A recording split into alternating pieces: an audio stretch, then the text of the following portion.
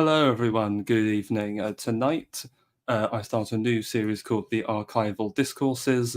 This will be a new weekly show every week with different guests. Tonight, we're talking about Winston Churchill, and we're lucky to be joined by American Elitist. How are you, A.E.? I'm doing excellent. I'm glad you invited me on your show, Mr. Hitman. Oh, well, it's great to have you on the channel for the first time. And we've also got Yizz the Eunuch. Good evening. Thank you for having me. And returning guest AI, Shire Tory. Good evening, Hitman. Thanks for having me on. Right. Okay. So Winston Churchill's been in the news recently because Tucker Carlson on his weekly Twitter show had the historian Daryl Cooper, better known by his handle Martin Maid, on, and during the course of the show they talked a lot about revisionist history of the Second World War, with even Martin Maid saying, Winston Churchill was the villain of World War II. So in reaction to this, you obviously had the entire sort of centre-right grift complex is kvetching like mad in this attack on Churchill.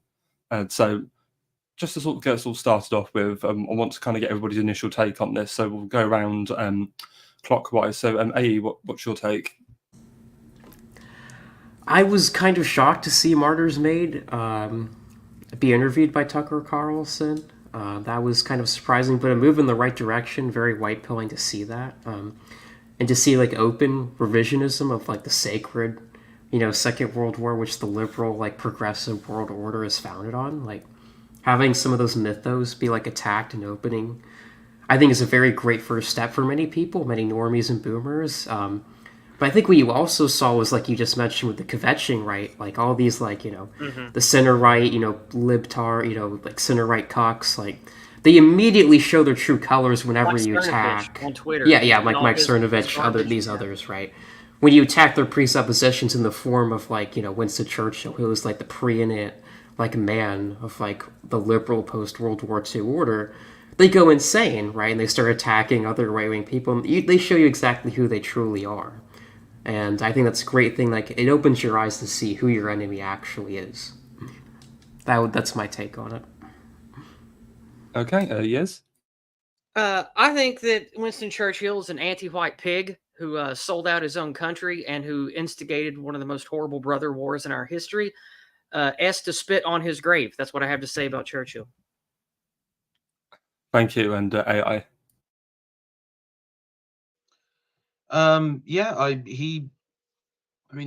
Directly, from the British point of view, he just handed the empire away. The world's largest empire in history, the world's hegemon, power and influence, prestige within Britain and the world, away. An entire class of the British society were also, done away with in that process. And that was the type of people who fought and died in the both wars and wars before.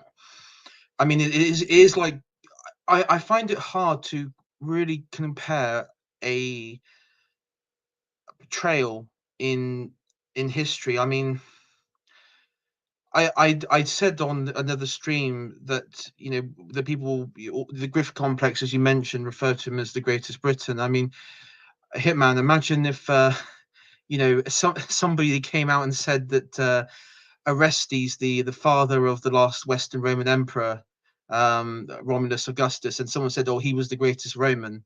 I mean, that'd just be an insane statement to make, because of obviously we know what happened in that with the Western half of the Roman Empire. So I just the mind boggles, and I think what's happened is, that there were so many questions left unanswered and contradictions and things that were people, particularly in historians, who have sort of skirted around the subject, and many people in our circles still today want to skirt around the subject.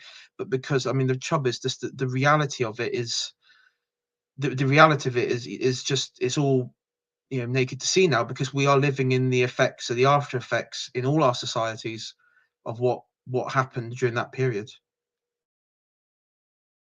Thank you. I should just give my own thoughts. I mean, I think the main consequence of Churchill, other than everything that's already been said by the panel, is obviously by orchestrating this alliance between Britain, America, and the Soviet Union against the mid-century Germans. You've obviously got the desolation of the continent of Europe, the breaking of German power, and the conquest and dominance of half of Europe under the communist boot for half a century.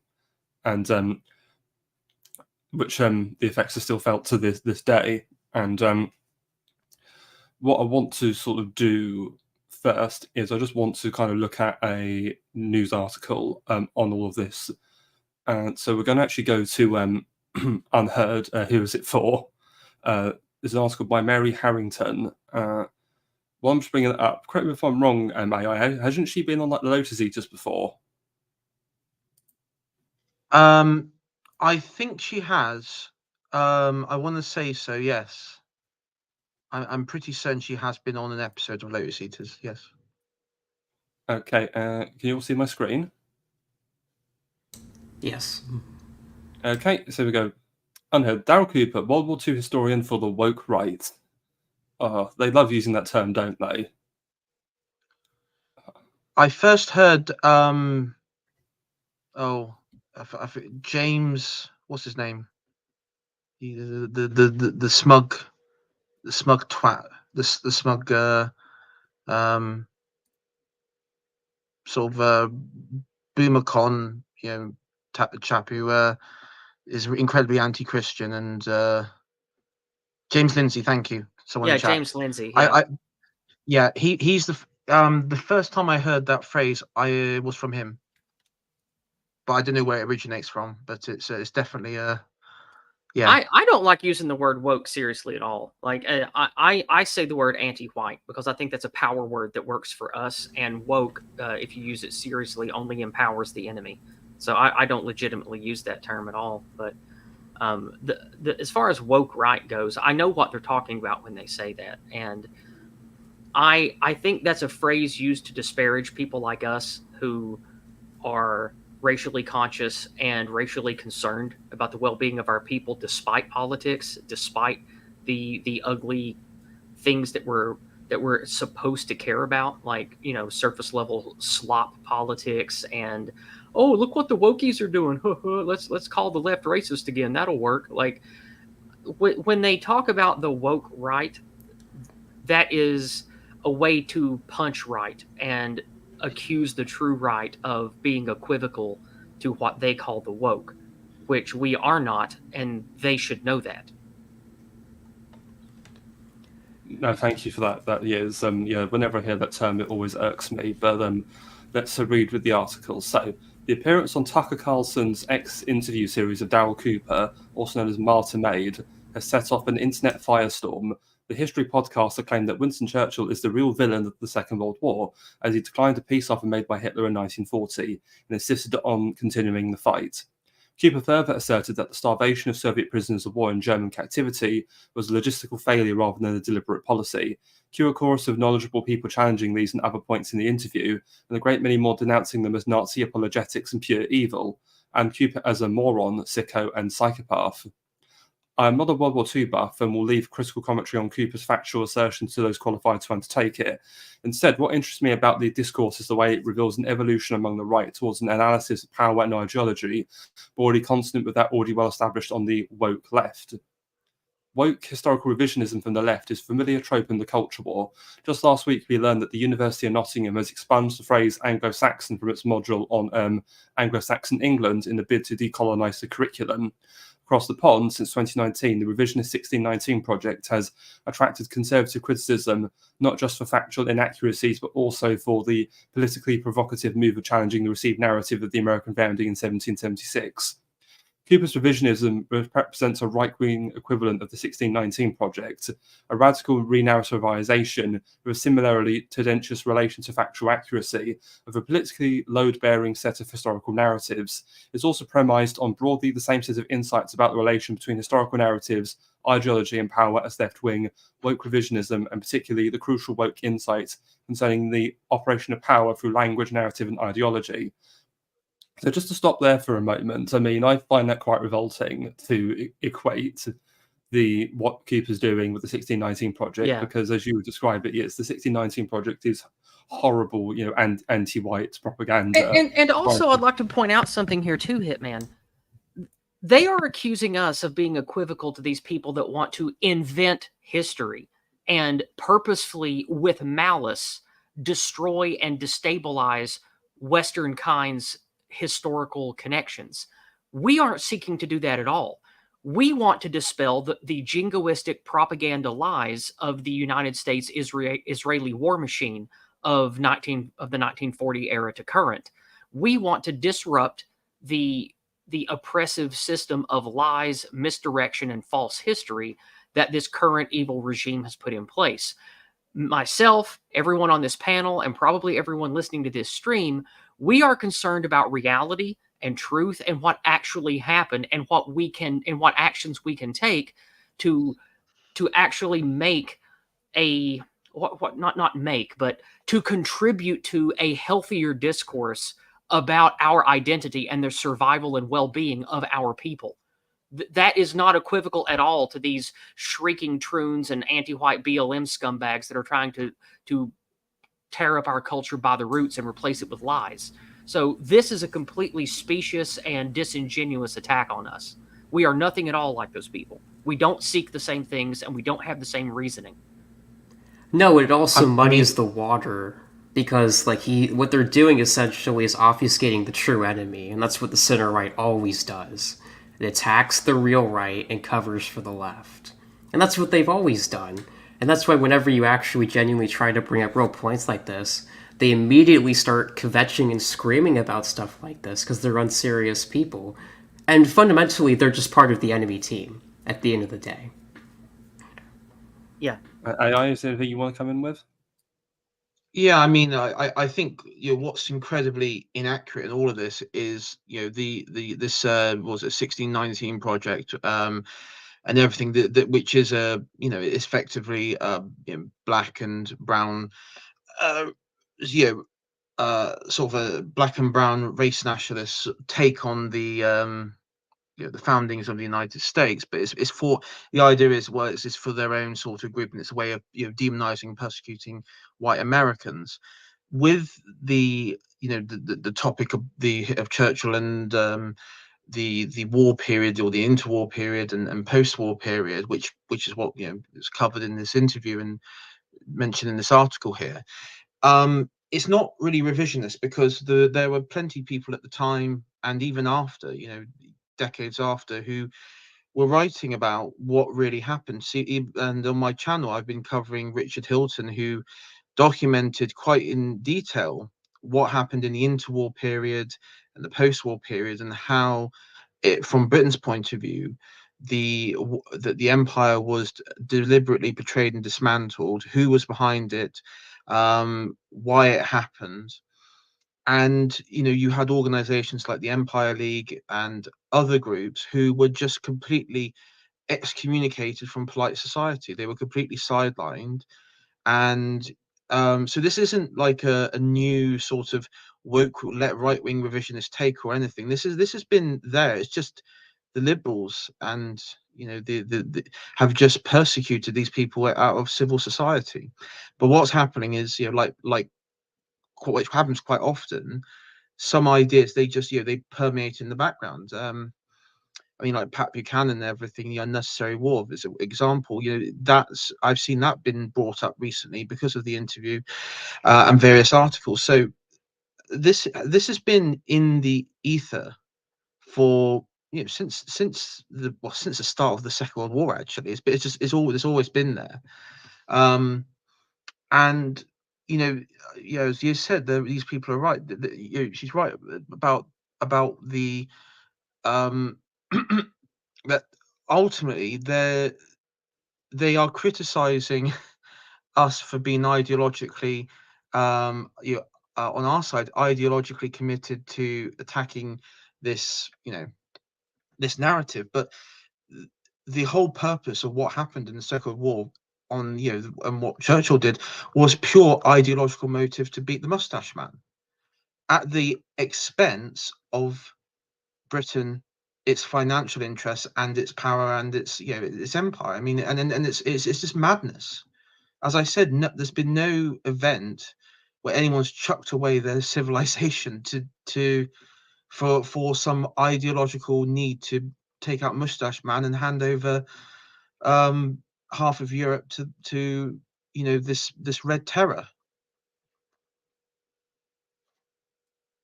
No, thank you for that, all of you. And we're talking about this idea of, the idea of World War II revisionism being always there. I mean, especially in more recent times, we mustn't forget that in the last few years, boomer conservative Peter Hitchens even released his own take on this, which is his book, The Phony Victory. I mean, having read that, I can tell you can criticise Churchill and the entire World War II sort of strategy without necessarily like defending Hitler. Like, it is possible. Well, yeah. I mean, I was going to say there's a lot of events. We'll probably get onto it, but there's a lot of moments in his career, both as in the cabinet and as prime minister, where there were terrible errors, absolutely catastrophic errors, which would finish the career of any other person. No, certainly. Well, let's continue on. So, the Second World War Cooper argues, is the week's interview, part of the founding mythology of the world we're all living in. There does indeed exist a simplified account of the war, circulated via mostly American movies and in the popular and political imagination, in which the war was fought for freedom and democracy and against European racial atavism, nor the atrocities were committed by Hitler's side. And there were numerous extant historical accounts of World War II that at least complicate this Manichaean one. The great 20th century English historian A.J.P. Taylor, for instance, is not a figure generally associated with Nazi apologism, but he viewed the conflict less as a cataclysmic confrontation between the forces of good and evil than as a continuation of the First World War, a tragic consequence of European geopolitics that might even have been avoided had different judgments been made on European alliances in the 20s and 30s. And so that's a reference to A.J.P. Taylor's magnum opus, The Origins of the Second World War. I've not read that, but I mean to one day, and I will say that actually is one of the sources Peter Hitchens does use for his book. So something I'd recommend everybody seek out if you want to learn more. This is what we were talking about before we went live, about how, and what I mentioned earlier about European aristocracy. It's very unfortunate what happened, and I do think it could have been avoided. I also don't view what happened as some metaphysical good versus evil. I don't think it was that. I think it was, again, just a complicated culmination of a lot of competing groups and jealous powers and greedy hand-rubbing money men that added fuel to the fire of these pre-existing animosities of different European aristocracies. Oh no, certainly. Thank you, Yizz. So, if Taylor's assessment is no longer mainstream, this doesn't reflect a change in the available facts, but in the prevailing political sensibility, and where contemporary right-wing World War II revisionists set out to challenge the more modern Manichaean account, is because they see how powerfully it contributes to the shaping of contemporary political landscape. No right-wing victory today is complete without an op-ed lamenting how the moment resembles 1930s Germany. No debate over the wisdom of international conflict can pass without someone alluding to appeasement. A term I absolutely hate, by the way. It's, I think, really insidious. What you call appeasement, I just call sensible diplomacy. Mm-hmm, mm-hmm. More importantly, for such revisionists, World War II discourse functions overall as a powerful containment mechanism for the right. If this assessment is now being challenged, this is in part because as the war itself recedes from living memory, its narrative legacy appears up for grabs, but the post-war consensus has also been shifting for some time in response to new interests and pressures. In particular, as American hegemony falters and gives way to multipolarity, this has been accompanied by questioning both from America's external enemies and critics internal to its sphere of influence of its core mythologies. If the sacred dogma of World War II is subject to critical rereading today from the woke right, as that of the American founding is from the woke left, this should be understood as a response to larger ongoing shifts in the political order. The gap between Taylor's assessment of the Second World War and the contemporary dominant American one attests that such shifts and re-narrativizations have happened before. But even if such retellings are not unusual as part of the larger historical arc of public life, the moral outrage of chattel slavery did not justify falsifying the historical record. And by the same token, whether or not the meaning of World War II is due re-examination, this cannot be allowed to become an excuse for selective or misleading manipulation of well-documented facts. It is perhaps impossible to avoid an element of narrativization in popular history, but acknowledging this must not be used to justify a politicized abandonment of the search for truth. Well, the thing is, if you just think about the etymology of history, it has the word story. It's from Greek historia, to inquire. So history is in itself a story. So there's always going to be a narrative, no matter who is telling the story. So it's impossible to get away from. Also, notice in that last sentence, real quickly, the acknowledging that must not be used to justify the political abandonment search for the truth. So she's already conceding that, like, she fundamentally believes that, like, the World War II mythos narrative is the genuine fucking truth, and if you even question that, you know, you're essentially disingenuous in some way, right? And that logic only applies to the Second World War. It doesn't apply to any other conflict or event in history at all. Just that one event, because that is the founding mythos of the liberal world order, and questioning that essentially demolishes like the worldview that's being justified to prop up these regimes in the West, essentially, right? Oh no, certainly. I do think that there is a good point in that last paragraph, that it is a good point that you shouldn't be willing to assert idea and belief as fact, or to ignore or erase fact in pursuit of just winning. I do think that is an ugly thing that I personally try to avoid. But like AE said, the tone in which it was delivered suggests that the author of the article is saying that the Boomer Truth regime is unquestionable fact, and that has the stink of Boomer Truth on it, that last paragraph. Even though on a technical level, I agree with what she was saying.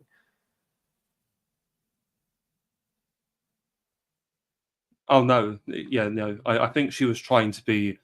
Yeah, I agree technically with what she was saying, but I do think there was. I can't help but feel with the whole Churchill Defence Brigade, there's this whole, like, you know, the walls are closing in, there are enemies on all sides, the centre cannot hold. Yeah. I mean, I've always understood that in society you do need to, that there is always that there's a useful idea of having a you know, a narrative where it's you know, us versus them. But of course, in normal society, that's sort of how, you know, there's always like villains of your society, the outer group. But as we know, with what we deal with in the West, it's not complex like that, because our elite are not on our side. And the problem with the Boomer Truth is it has been utilized in most conflicts. I can think of, you know, the use of airstrikes in Serbia against Slobodan Milosevic, or of course Saddam Hussein or Gaddafi, or even Assad. You know, they use this. Or even, you know, Putin today. And look who's been popular in the news lately too, Bukele in El Salvador. Look how the media's been treating him. They're going to give him the Gaddafi treatment as well. Yeah, and they always treat them as the you know, the ascendancy of the new mustache man. I mean, they even tried it. I forgot what his name is, but the president of the Philippines, they even did it with him to a certain extent. But I mean, I remember the 2003 Iraq invasion, and it was very much set up as a storyline of, you know, like a World War II movie. I mean, as a child, that's how, in many ways, that's how I sort of viewed it. It felt like you're watching a war movie, and that's probably because that's how it was set up in the media, and that and that's what makes it dangerous, because you know, unfortunately, you have a mass of people who are easily bought into those sorts of storylines. And unfortunately for me, I can't speak what in America, but when the Ukraine conflict happened and you had all the outpouring support of Ukraine in the initial stages, every house, every village, every suburban area in the local city had Ukrainian flags or iconography relating to Ukraine. It was shocking to see, but this is unfortunately the masses are still buy into it. Maybe not certain things, but you still see this buy into this, and this is what makes it dangerous, because it's people always look for the masses want simple answers. They don't want to be they don't want to think critically into what beyond behind the curtain. No, certainly. And before we move on, I just want to address a couple of comments in the chat. So, Noarum, new unpopular opinions. Well, possibly.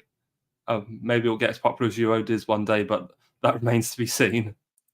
And Happy Maybe with, I say maybe with the sort of fragment remnants of a rump empire, that's sort of still holding on, not hearing the news that Odoacer has taken Rome. We're like that Gallic kingdom.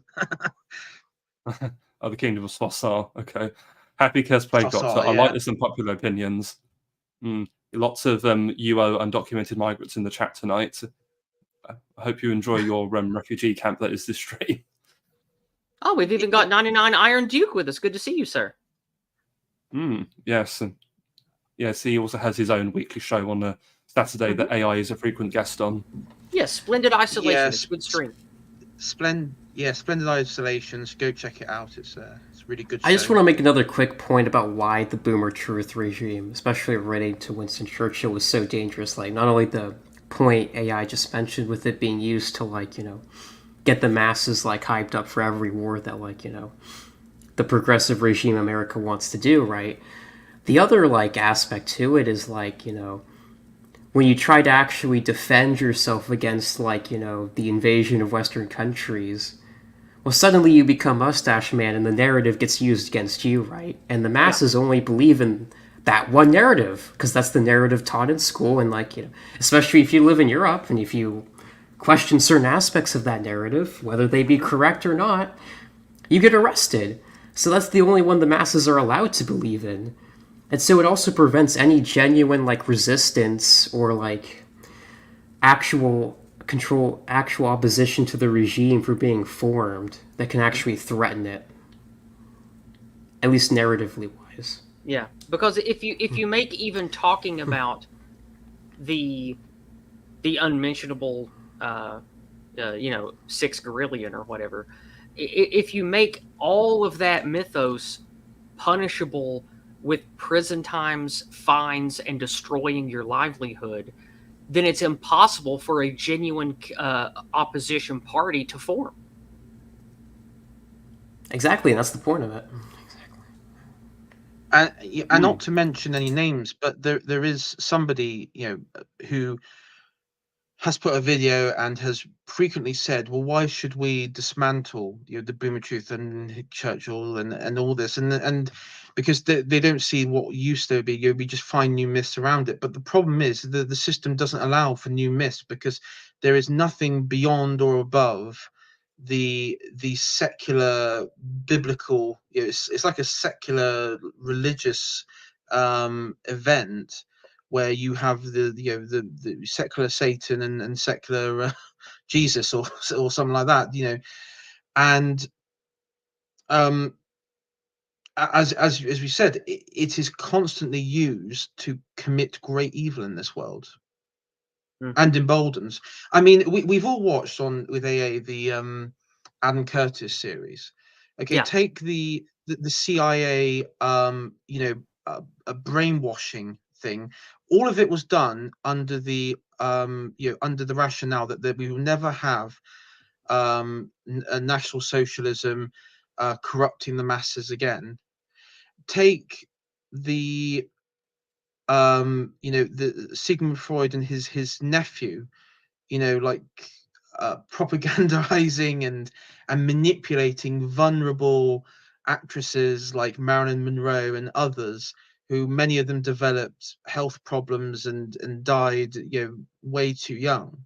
Mm-hmm. I mean, this isn't just about a myth. This is something that has really like screwed society to its core.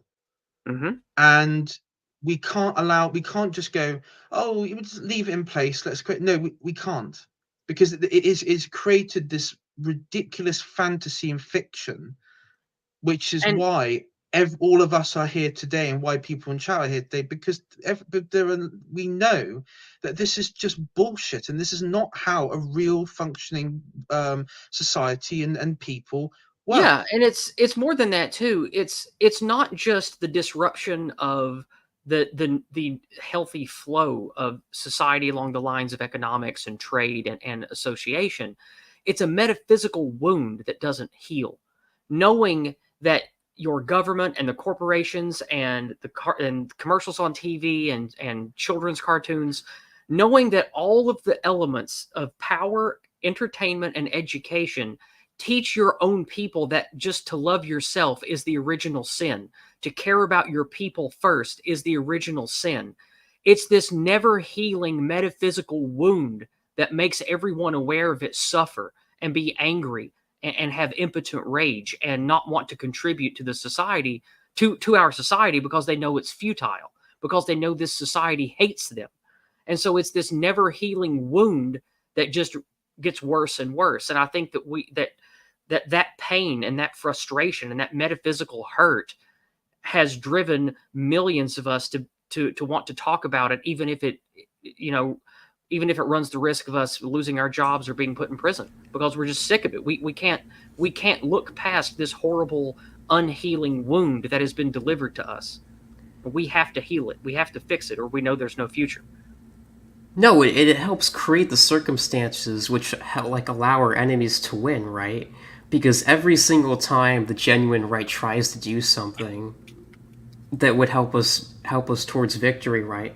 What happens? The media comes out of the woodwork and it brings out Boomer Truth regime again, and the religion of progressivism gets routed up with the masses again, because that's all they're taught, allowed to believe in, and it essentially boxes you in where you can never win, essentially narrative wise, with the people, and that's another reason why it has to go right there.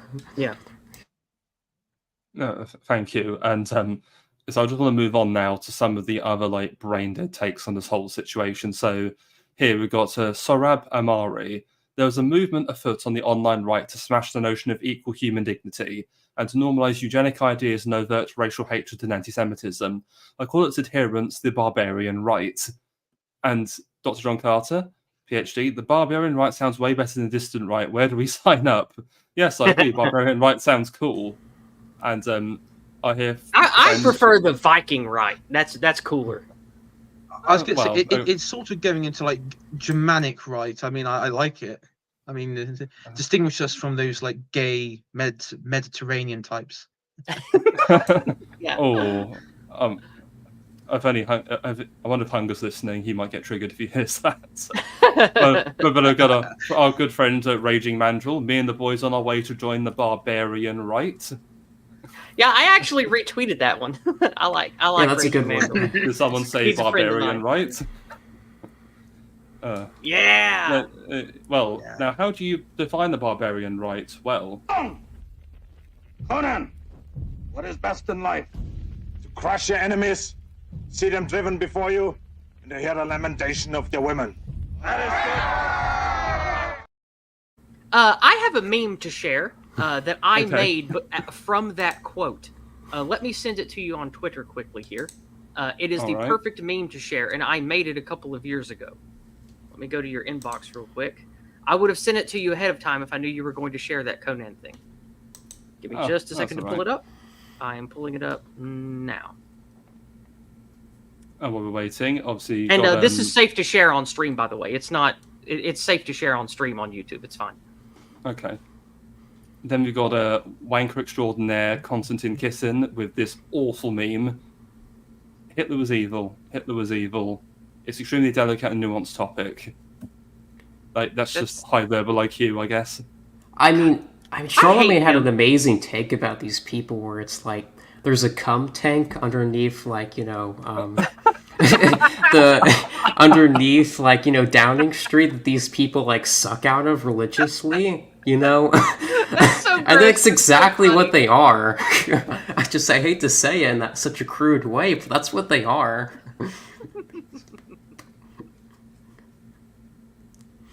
Also midwit. Also midwit.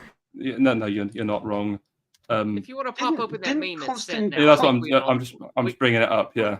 we can all enjoy. I was going to say, I believe Konstantin Kissin's father looted post-Soviet Russia. He was one of the oligarchs that looted post-Soviet Russia. He was, Then legged it to London.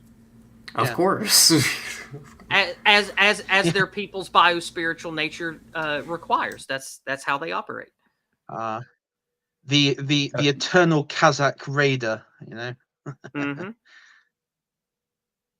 Mm-hmm. What about Eternal Khazar Raider?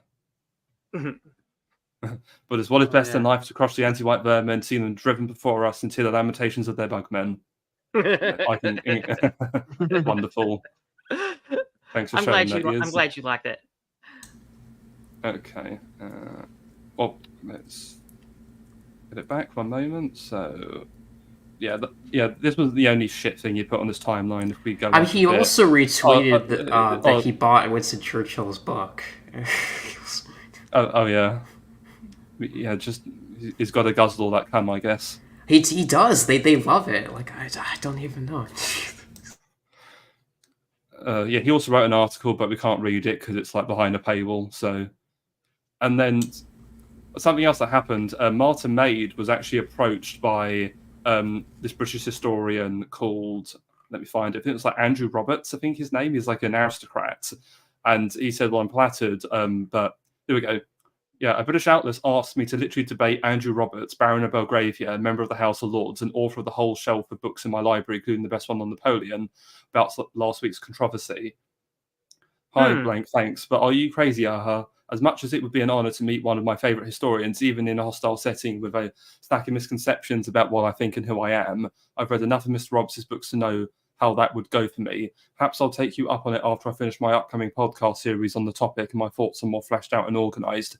Though I imagine, or at least hope, that all this will have died down to the point that there'd be little interest. Thanks again and give my regards to Mr. Roberts. So I think that's a perfectly reasonable response. And I'm going to defend Martin Maid here because, look, I think there's very much a chance that they're going to try and get like a gotcha on him. And so that's why I think if he's probably thinking, if I'm going to do this, I'm going to go in all guns blazing and prepared, so they can't like get a gotcha moment on me. So I don't blame him at all. And then bloody Konstantin Wanker here, one of America's best and most honest popular historians, according to Tucker Carlson, won't debate an actual historian. What a sand dentist, pathetic little saga. That's He's such a twat. Such a twat. I want to punch this guy. I don't want to hurt him too bad. It would be a light punch. I just want to smack him because he deserves it. He's a right cunt. This guy. I hate this guy.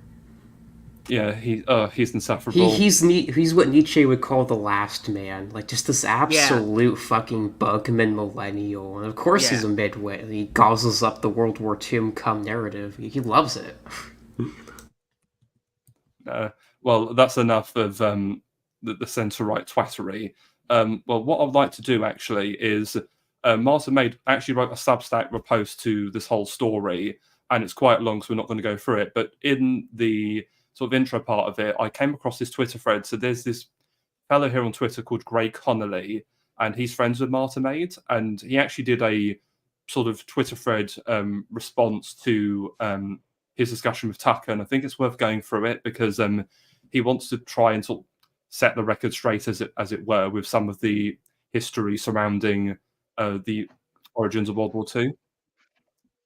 Okay, so I'm finally watching the Martin Maid Tucker discussion on Churchill. I'm not sure who among the critics have actually watched it. As I dislike Twitter pylons, I think everybody should watch what X says before X is put in the tumbril.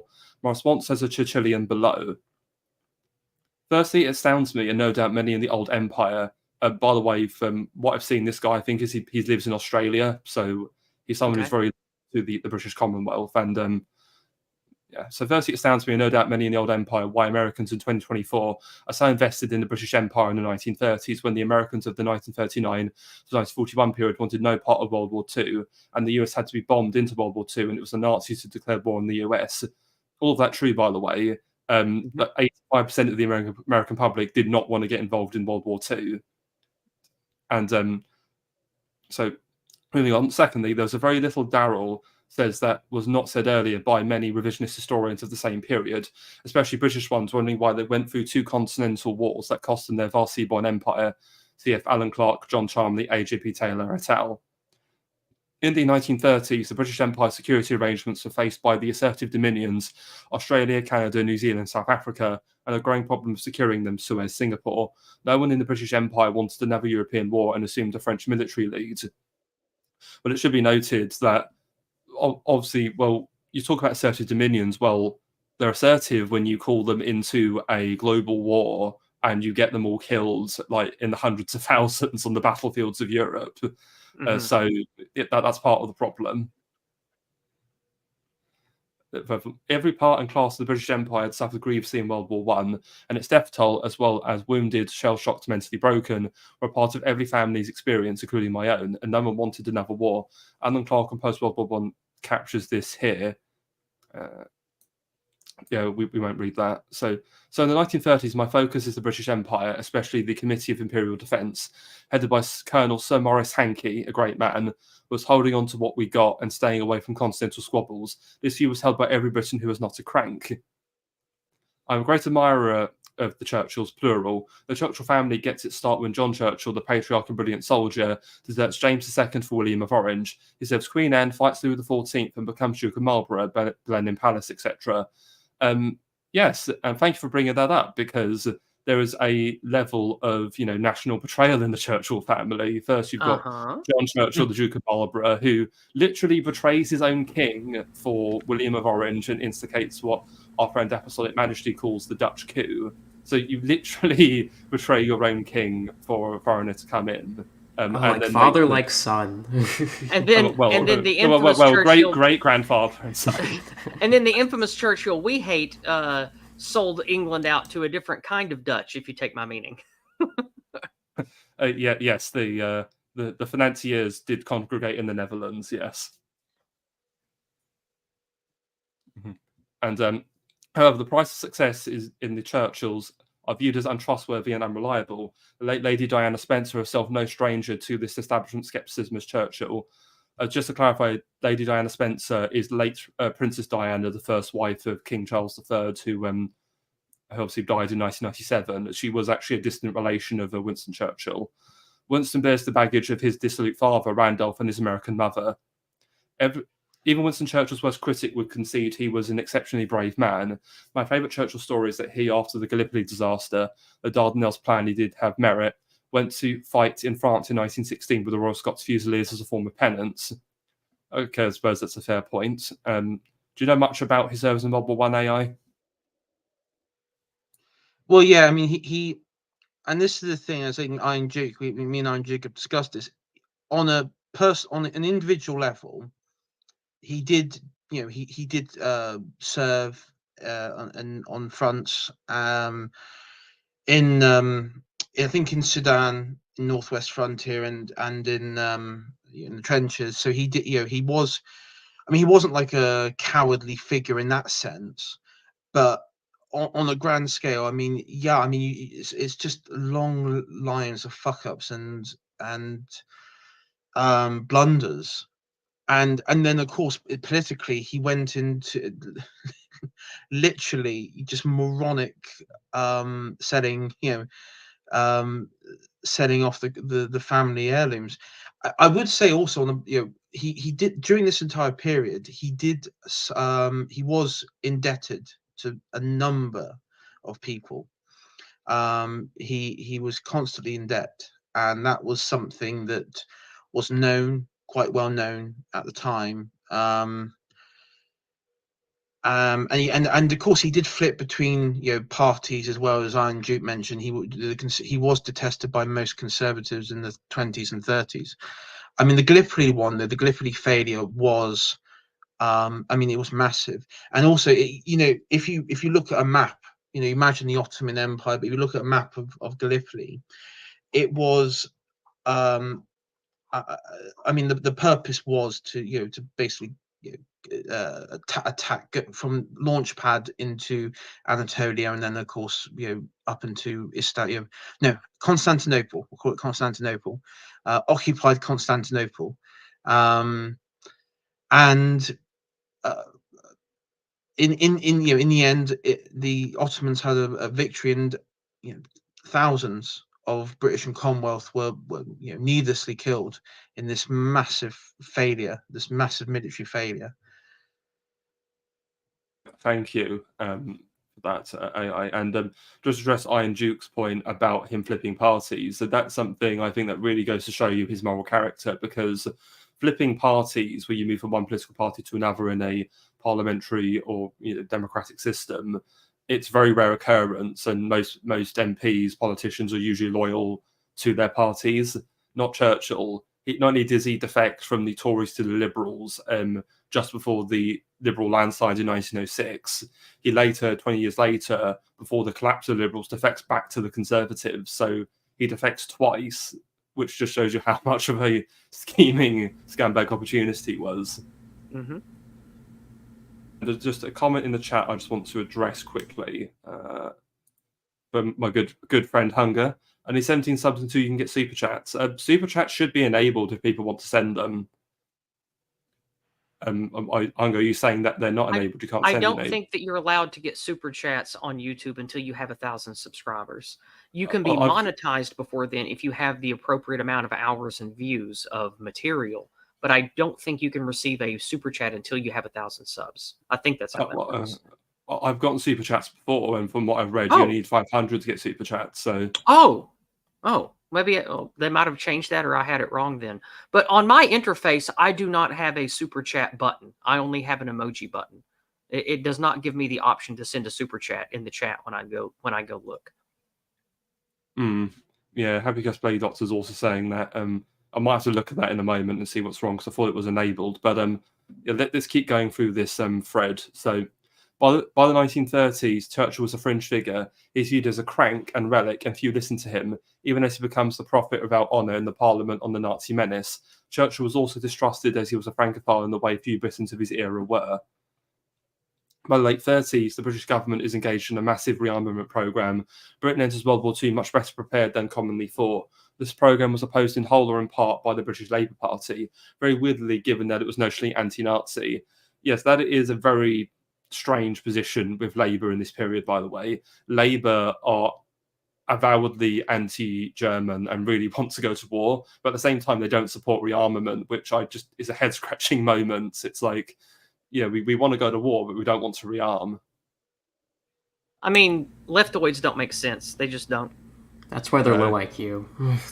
I mean, a funny thing, Hitman, and this was the same thing in the Irish Republic at the time, is you had this sort of complex with the Spanish Civil War, because at the time in the UK, many Catholics living in Britain voted for the Labour Party. It was a very, very large percentage. I mean, up until recent, I don't know what the recent thing, but back then it was very, very common. And of course, with the Spanish Civil War, you had, the socialists, the communists, and anarchists committing war crimes and slaughtering thousands of priests, nuns, and devout Spanish Catholics. And you had that, and then of course, but in the Labour Party, they had this sort of complex relationship, because I mean, there is, and you have this today, with Israel. In many ways, you have a similar problem where they have the official line support, but then a large percentage of their voter base doesn't support, the what's going on, over there in Palestine, and so you do have. And the same thing was experienced in the Irish Republic as well, where you had the religious culture of your your constituents, but then your politically aligned values or your political allegiance with the other left-wing groups, say in Spain. So there was that you did have that sort of conflicting aspect with the Labour Party, and that's why they were so inefficient at the time. Well, thank you. And regarding super chats, it turns out I'm adult. I had them turned off, so I've turned it on now. So can people confirm if the super chat button's now there? You maybe have to refresh the stream possibly.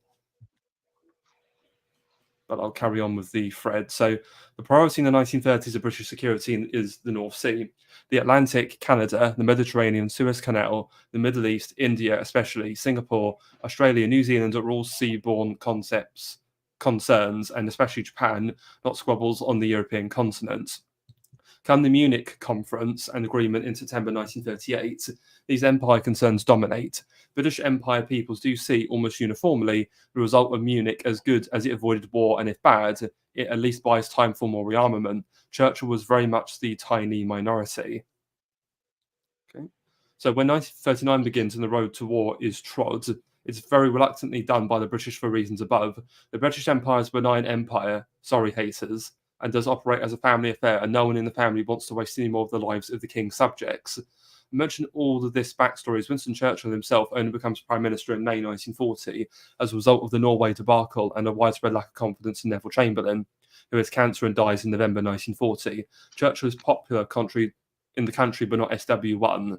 So he was popular around the country as a whole, but not in London, because the SW1 is the London postcode area for any non-Brits watching. After France falls, the British Empire does have a setback, yes, but war economy is in full stride, and Royal Navy command of the seas means especially war materials and troops arrive from all over the empire. There is an invasion fear, but also grim resolution that Bulldog Churchill embodies. It is inconceivable in mid-1940 that any British government could responsibly seek a peace or even armistice with the Germans. Quite apart from the Nazis themselves, British policy aims at a divided Europe via war and economic subsidy. This was true for World War I too, C.F. Fritz Fischer. At the same time, there were some informal talks via the Swedes. The junior politician Rab Butler had discussions in 1940 with the Swedish envoy about an armistice with the Germans, but Churchill squashed this when he heard of it. Butler suffered for it. Well, thanks, Churchill. Moron. It's also worth noting at the time that during this period, Churchill was in conversations with Roosevelt, particularly trying to get America to join, and various deals, and you had the Lend-Lease, and as we know from Oceans Apart, the series there, you had elements within the Roosevelt administration where there was negotiation of, well, the Americans first wanted Roosevelt wanted bases for the American military, and then it came down to actually how the world looked like after the war. And that's when you get down to, again, very, very anti-British elements within the Roosevelt administration, who were basically, basically got, wanting to forcefully decolonize, and Churchill was in cahoots with that because he was committed to stopping Mustache Man. And forced decolonization, and also not to forget, and this I'll also mention this, is that the empire during this time, Churchill was selling it back to the British people that he was the strongest defender of Britain and her empire. This was the Bulldog nationalism we see today was different then, because it was the propaganda was definitely the defense of the existing order. So none of this was, of course, none of this was out there. But there was, the worst aspect, and this is one thing we all only find against. I think it was one of the biggest things that he has criticised, and it is a bit more in the public, is that you had the equipment and vehicles being sent to the Soviet Union at a time where there were no tanks. And very few aircraft in the Far East, when the Japanese launched a huge invasion of French Indochina and then into the Malaya and Burma colonies, which resulted in one of the worst. I think if Iron Duke's in the chat, he might be able to state, but you had the fall of Singapore, where 80,000 British soldiers were captured, which is it's hard to imagine, a modern army for that many to be captured, but it was it was a total disaster. And Churchill said that the Japanese couldn't advance through the jungles and into Singapore, but they managed it. They managed to outflank the British, and total disaster. No, one of the worst British military defeats in history, and partly responsible because we had no tanks in Singapore area, because we had to send a third of them to help the Soviets out. So all thanks to Lend-Lease. I think that was also the case in British Malaya as well, actually, where the British had no tanks in Malaya and they were just being overrun by these like Japanese light 56 tanks because he just had no tanks. That's Japanese on bicycles. Yeah, Japanese on bicycles. Yeah. Yeah. Right. Well, see. Yeah, let's carry on. So, suspect some form of talks between British personages and the Nazis took place as between mid-1940/1941. There is Rab Butler meeting the Swedes, the pro-Nazi former king Edward VIII suddenly exiled to the Bahamas. Yes, so Edward VIII, who abdicated due to the royal abdication crisis, was made the governor of the Bahamas in the middle of the war. So, I mean, yes, he did go to Hitler, and so he did go to Germany and meet Hitler. I mean, I think he was sympathetic, but I don't think he would have betrayed the country at a time of war, if I'm being frank. So, and also got the whole Rudolf Hess lands in Scotland. So, for those who don't know, Hitler's private secretary Rudolf Hess was opposed to the war, and so to try and negotiate peace, he went YOLO and paradropped into Scotland, and hoping that the British would just accept him as a representative, but no, they just locked him in the Tower of London. Yeah. Well, not only that, they imprisoned him for the rest of his life. Yeah. All because how's that for gratitude? Because he tried to make peace. So there you go. And the anti-white warmongering cunts can't have that, so they had to punish him. Yeah.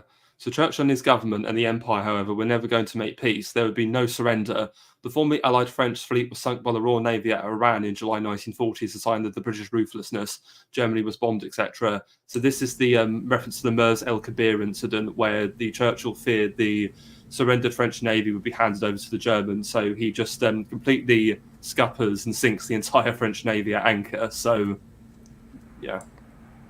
Yes, I believe he kills over 1,000 French people in French Algeria in that attack. And what's so funny about that is obviously that excuse is BS, because we found out later, even when Hitler decided to occupy all of France, this was including Vichy in 1944, the French honored their word and scuttled their fleet. So there you go, another one of great Hitler, Churchill's great moves right there. Yeah, I mean, the Vichy French, though Nazi aligned, were pretty much wanted to stay neutral. They didn't launch any attacks on any Allied positions, because the Germans allowed them to maintain their own military. Yeah, I mean, the first time they had any major involvement was probably when the American, I can't remember which division, First Division or something like that, invaded, was it Morocco, Tunisia? Operation Torch, yes. Operation Torch, that's the one, yeah. Okay. Then this was not just Churchill, though. The British Empire was not in as weak a position as made out regardless. There were no good terms to be obtained in 1940. They made fighting on a worse alternative. Also, united Europe, especially under Nazis, is unacceptable for British security. Okay. Whether Churchill was PM or Regent or even Chamberlain. Yeah, carry on. I was just going to say quickly on that. I mean, this one of the big things you'll hear is from many in the sort of Churchill shills and many people is that Britain was at threat of being invaded. I mean, that's simply not true. The Royal Navy, even combining with the German Navy and the Japanese Navy, with all the Empire and Commonwealth, the Commonwealth navies combined, it was still the largest naval force in the world, and that there was no chance, there was no chance that any of that would have could have happened realistically. And then this is one thing that you find in Boom of Truth is that it's the plucky Brits, all out of luck, and with nothing to against the big bad European foe. But in reality, the dynamic was radically different than what it's made out. And also, as Iron Duke mentioned, the Battle of Britain was largely, I mean, yes, the RAF did distinguish themselves in that for sure, but the actual, the what prevented any possible invasion, even though it was, I believe the operation was drawn up, but it was the Navy. There was no chance of a naval invasion to take place because the German Navy wasn't that big to do it. No, even the Admiralty, the Kriegsmarine said it was impossible. They said there was no way they could guarantee the safety of German troops landing in England, just because the overwhelming, the sheer numbers of the Royal Navy would have crushed them. Because I think the Navy in Germany only had 20 maybe 15 capital ships in total, and that includes destroyers and PT boats. The Germans' naval tech, from what I've read, was good. They just didn't have many of them. They just didn't have any numbers of it. I mean, there's a reason why the Bismarck only had one heavy cruiser to accompany it. So that's unfounded.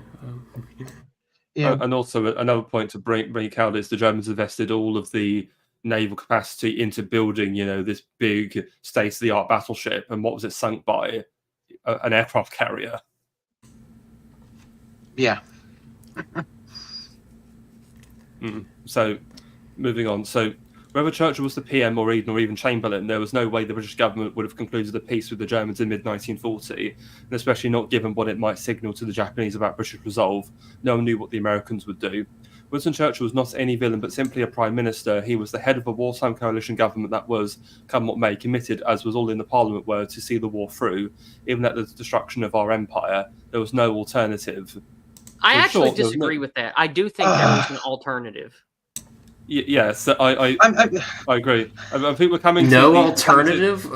Okay. I'm sorry. Okay, so I'm sorry. Sorry, if I could just come in quickly. This thread's nearly finished. I want to finish reading it, and then we can finish off and rip it to shreds.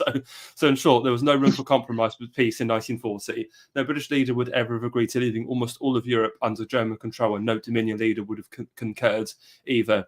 It was not a war the British people sought, but one we would finish. I trust this thread has been of interest to people, those who are ignorant about what British imperial position was in the lead-up to what becomes World War II, and fair to Martin Maid's position as a critic and puts plainly the British imperial position on its own terms. I'm going to be honest. Absolute bollocks. Yeah, so I agree. No, there was an alternative. We didn't have to go headlong into this war. I mean, I want to start with his whole idea that because, quote, Europe was under German occupation, we couldn't surrender, we had to fight because that's the British position. No, the British position is you prevent continental dominance by siding with the other European powers against an insurgent potential European superpower. So looking at, say, the Napoleonic Wars, Britain raised many coalitions, I think 8 in fact, against Napoleon. Every time Napoleon would defeat a coalition, Britain would sue for peace until she could raise another coalition against Napoleon. So that's how you fight. When Britain's continental position was impossible to come back from, she would always sue for peace because it'd be pointless carrying on the war. In this situation, Britain should have sued for peace as soon as France capitulated, because there was nothing she could have done. Yep, and also, the Third Reich wanting to be a world or Europe dominating superpower and crush everyone else to heel, that's a fiction created by the propaganda of the Allies. That is not what the Germans wanted. That is not what they set out to do. No, I mean there is literature out there if you can find it, and in the right places. I mean, it's straight up. They wanted to reclaim lands which were mainly populated by ethnic German people outside Germany. The historic region of Prussia and the Austro-Hungarian Empire. Bear in mind these states, the legacies of going back to Charlemagne and some of these boundaries between Slavic and Germanic peoples, and that legacy was broken up in the wake of World War after World War One, and this was about his just in many ways it was just straight up domestic internal politics with these newly created nations on the fringes, and it really wasn't any business. I mean, we know it wasn't about the sovereignty of Poland because Stalin took it after the war, so that wasn't it. I mean, and towards the end of this article, they said that it was necessary, even for the destruction of the empire. There is no reason at all, because the empire was Britain was the empire. That the two are not mutually exclusive. They are one of the same thing, and they were one of the same thing. There is no excuse to destroy your country in a war. That's an incredibly ridiculous, and I would say a fanatical position. It's what a crazed fanatic would say. Yeah. You don't destroy your empire. The Romans didn't destroy their empire to defeat Attila. You don't destroy your empire to defeat the Islamic hordes. There is no position that would warrant such a behavior. And all these people at the time, the threat wasn't from mid-century German. It was from the people who butchered millions of Christians in Eastern Europe, and then tried to propagate the same revolutions in Europe, which did, because Bavaria went through a revolution, a coup, where you had a short-lived communist regime. Hungary, I believe even in Slovakia there was a communist element, and of course we had the Spanish Civil War.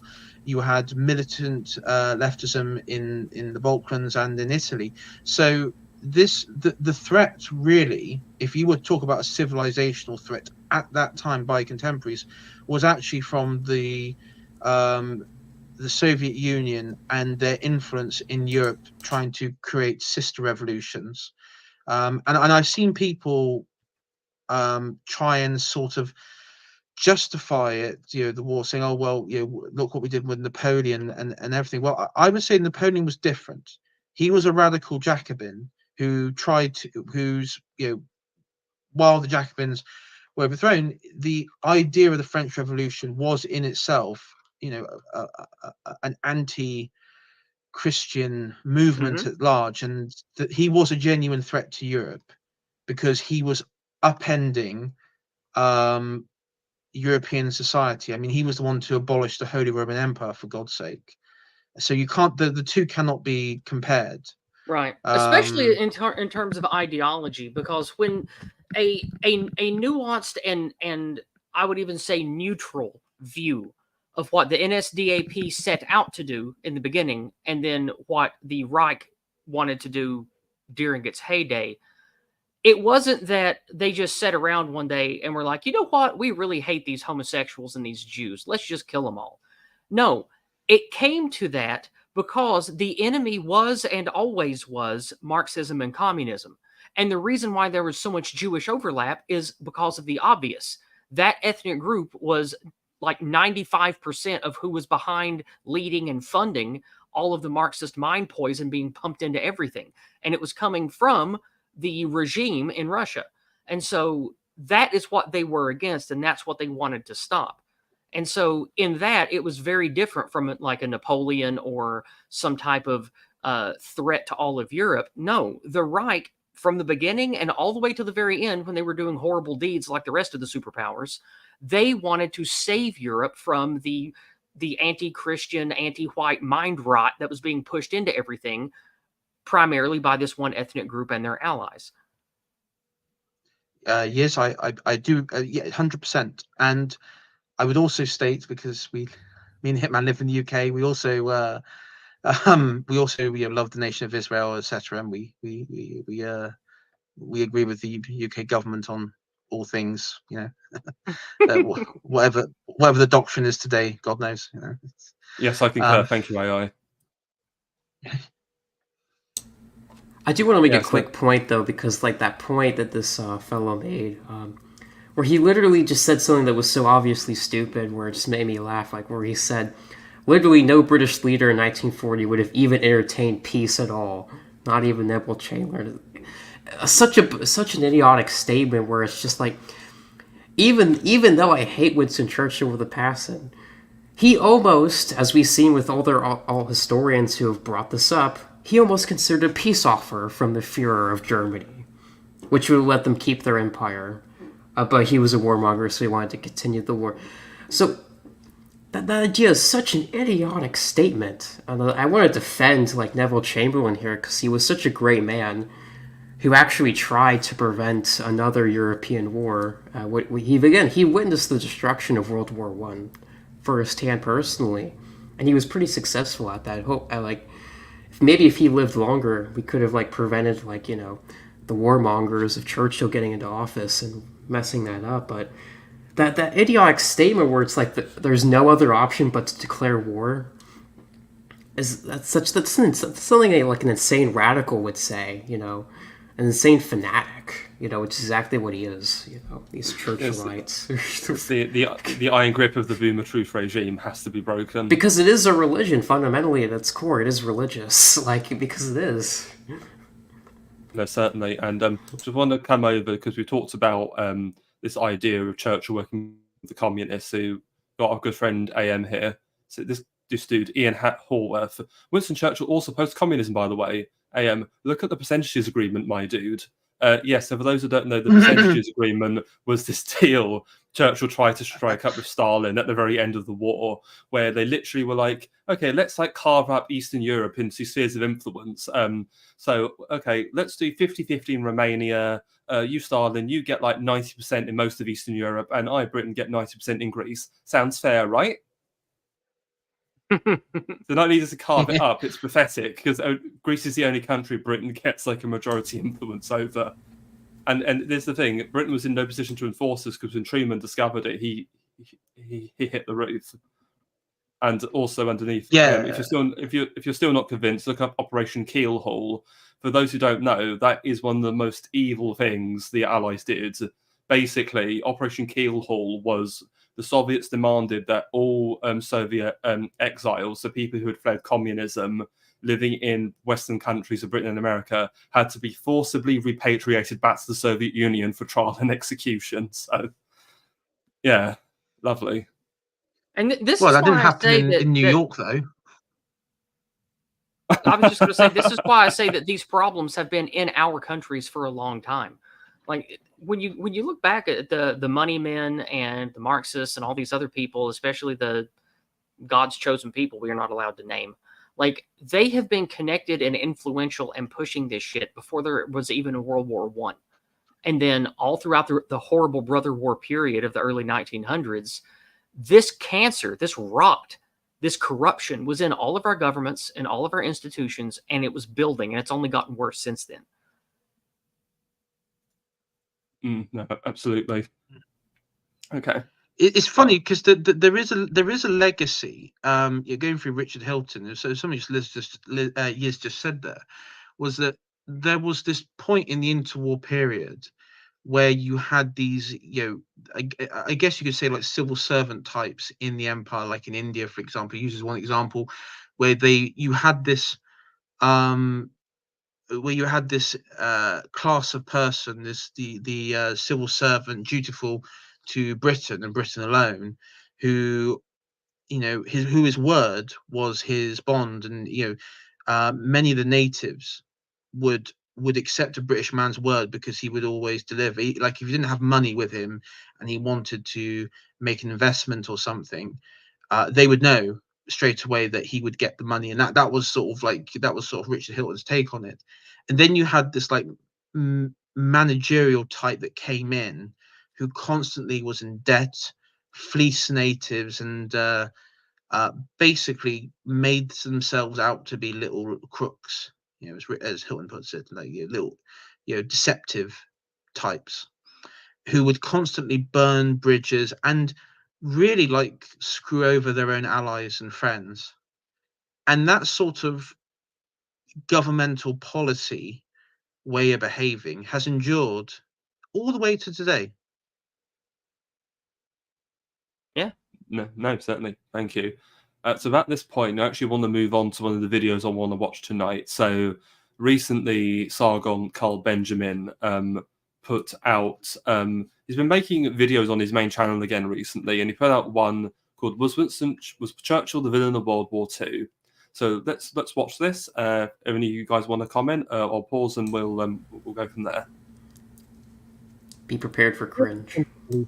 Maximilian Robespierre gave a speech in which to use the term liberty, equality, fraternity. He probably didn't coin it himself, but it gained great currency during the revolution because it summarized the political impulses which underpinned the desires of the revolutionaries themselves. Liberty, equality, and fraternity became the three driving forces of the Enlightenment. And these were not unreasonable things to desire either, if we take them at their best. Liberty is to have power over one's own life. Equality is to not be unjustly ranked beneath others, and fraternity is to belong to a group with common interests. These are all perfectly natural political requests, which are almost always favorable, and on their own are hard to object to. So why did it all go so wrong during the 20th century? The answer, I believe, is in the nature of ideology. Ideologies are powerful things and take a particular principle and magnify it out of all proportion until it becomes the only legitimate concern for an entire state and the justification for imperial action against its neighbors. This monomaniacal focus on only one aspect of the human experience is never good, as it blinds one to other equally important aspects. The 20th century was the century of ideology, and each of the great ideologies of the Enlightenment hinges on one of the core desires expressed by Robespierre. Liberalism represents the forces of liberty, communism represents the forces of equality, and fascism represents the forces of fraternity. World War II was a conflict between these three principles taken to their extreme. Each of the major factions embodied these values. The West embodied liberty, the Axis embodied fraternity, and the Soviets embodied equality.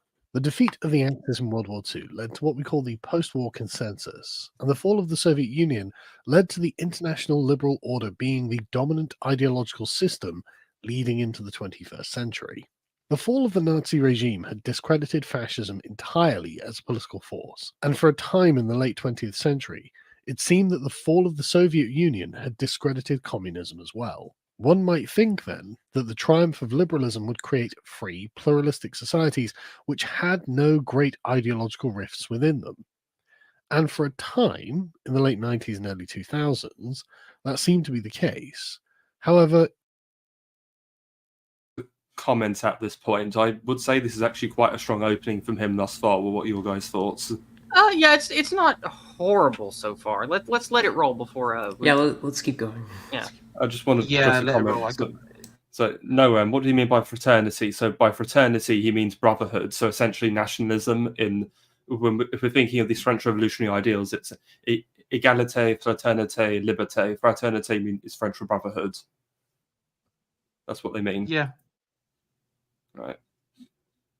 In the West, communism was actually alive and well within our liberal democracies, resentfully breeding in American academia. Communists of all stripes looked at the racial inequalities of the United States and worked tirelessly to use them to ideologically discredit liberalism as well, leading to the strange strain of social justice which permeates all of our institutions now in the form of wokeness. This creeping method of communization gave the communists an outlet for their energies, slowly subverting liberalism little by little until liberalism came to resemble not the libertarian Lockean version of freedom, but the Rousseauian socialistic form. Liberty is no longer the driving force underpinning liberalism. Now, liberals are more concerned about equality, even though they don't really understand why and aren't entirely comfortable about it. For the most part, liberty seems to be broadly intact, although that is certainly something that is fraying at the edges as liberal democracies increasingly look more Soviet. And so to avoid addressing this issue, the modern liberal busies himself with trivial policies and the securing of a growing suite of rights of minority groups against the majority populace. The increasing atomization of Western societies, combined with their artificial diversification through mass immigration, has naturally provoked the ire of those people concerned with fraternity. This has led to both the radical left and the radical right opposing Winston Churchill for different reasons. To the left, he represents the ancient underlying tribal nature of Western societies, still expressing themselves as white supremacy or racism. And to the radical right, he represents the liberal order, which has allowed itself to be communized and diversified. The Pause it. critique from the right seems... When he says radical right, he means the actual right. That's what he means. Because I don't think that my views are extreme. I don't think the things that I want or talk about are radical, except when compared to what is the regime norm. Because I don't advocate for, nor do I want death camps and ethnic cleansing and anything extreme or wild like that. I don't want any of those things. I want the laws that we have to be honored. I want the traditions of our country's peoples to be embraced and reflected back at us by our leadership. And I'm not even a staunch conservative or paleo conservative or staunch traditionalist. I just want things to function, and I want reality to be acknowledged. And I think that birds of a feather flock together is a truism. And I think that men who lead a country should primarily be concerned with the people of that country, their traditions, and their well-being. That makes me, quote unquote, right-wing. That is a normal, healthy, reasonable, or like AA says, sensible centrist position to take. That is the real right. What he calls us radical, this is containment. This is punching right. And this is what I detest about Sargon's public voice. I hate this about him. Also, I just have to laugh when he literally says something so idiot. He literally just said that, liberal Lockeanism, was this pure ideology, but it was subverted by, communist forces, and I'm like, are you actually serious? No, it's always been that way. It's always been radical. It's always been insane. It's always been evil. The Spanish Republic, the French Revolution, the Bolshevik Revolution, the Bavarian Revolution... That's such an idiotic statement. The liberal world order, which is in charge of the U.S. right now, which is castrating children right now. You're going to tell me it's because of these radical communists subverted it? And I Get out of here with that nonsense. Yeah, and I think one of the reasons behind this with Carl is he's a staunch atheist. And he doesn't realize that completely nullifying and removing the metaphysical Godhead from whatever order it is that governs your people, it leads you to ruin. Because if you take all of that away and you just have pure Lockean liberalism, well, then what happens? Mercantilism, trade, and entertainment become the pinnacle of achievement. They become what everything is about and how everything is measured. And then you have bean counters, bureaucrats, and greedy hand-rubbing money men being your priest class. And we all see where that leads us, right? So I agree with AE's assessment here. Despite what we might think about the values of liberalism and free market and capitalism and stuff, when that is all you have, and that is what sits in God's throne at the top of your regime, then obviously we get what we get. So yes, I agree with what AE says here. And Sargon Yeah. should know better. He should know better than that to say something such an idiotic statement like that. Yeah. Yeah, So AI, you're I'm yeah. I mean, I've spoken to Sargon. He was in one of my chats recently with the Richard Hilton stream, which I was quite surprised. He popped into one of the chats there to check out. And look, you know, I would just say he is he's definitely enslaved by universal ideas to the point where he is just making, you know, it's just it's just a ridiculous theory cell sort of merry-go-round of talking points at this point. I mean that yeah, I mean at the end of the day it isn't, you know, communist or liberal. It's just straight up what it was of overthrowing. They want it's just straight up overthrowing of um traditional European societies. That's what it was in the French Revolution. That's what it has been in the 1848 revolutions. This is what, you know, it's I mean that was nationalistic in some areas, but that's what you have, and that's what this has always been. um and you know, again, I go back to the, you know, this thing about the radical right being critical here of you considering Churchill villain. um where is it going to, I mean, haven't seen the rest of the video, so maybe he does tap on these points, but it the people who've made the arguments, people in our circles, we're not, and as you said, Hitman, earlier, we're not necessarily saying that, you know, Mustache Man or anyone else was a hero in this. We're just saying that what he did for Britain was a villainous act because it sacrificed the empire, it sacrificed Britain, and it got us beholden into a group of people who then later encouraged mass immigration, the problems we face today, and to decolonize the empire in the process and create this UN New World system, which is, you know, under like a form of liberal tyranny. And so, I mean, I have to see what the rest of the video is, Hitman, because I as I say, maybe he does add on this point. No, certainly. I mean, what I'll say thus far, again, is as I said earlier, this very much feels like, oh, I'm the centrist. There's enemies on all sides, to my left and to my right. You know, it's a last stand, essentially. The last stand to defend Winston Churchill. Okay, well, let's carry on with the video. Seems to hold true, even if they have some of the facts wrong. Churchill was clearly one of the driving forces against fascism, and despite his opposition to communism, gave Eastern Europe over to the Soviets. It seems to be a valid complaint that he sacrificed the empire to stop Nazism and handed it over to the Americans. The critique from the left is also true on its own terms. Churchill was not some kind of anti-racist, multi-culti pluralist. He did not want immigration to Britain and thought that the Conservatives ought to have fought the 1955 election with the slogan, "Keep England White." But what are they both actually attacking when they are attacking Winston Churchill?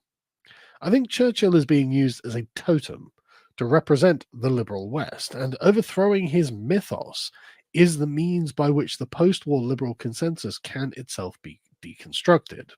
Why wouldn't the fascists and communists? But yeah, sorry, pause. Yeah, Pause it. He's correct. Like, that is what we want. That is correct. But we are not the radical or the extreme right. We are the normal right that is tired of the last 100 years of liberal fuckery, picking apart, destroying, and what's the word? Deconstructing every ideal and every fact and every piece of history that matters. Of course we're tired of it. Of course we want this order destroyed because it's destroying us. There's nothing wrong or radical or extreme about that. There is this bit of disingenuousness about it because the left criticized the foundations of Western civilization. It's the foundational myths. Churchill is not a foundational myth of Britain. He isn't a foundational myth at all. And I think to conflate the two is quite disingenuous, if I'm absolutely honest. I don't like to say it, but It's not the same. It's not the same at all. And Britain doesn't exist in a vacuum because it doesn't exist because of Churchill or anything else like that.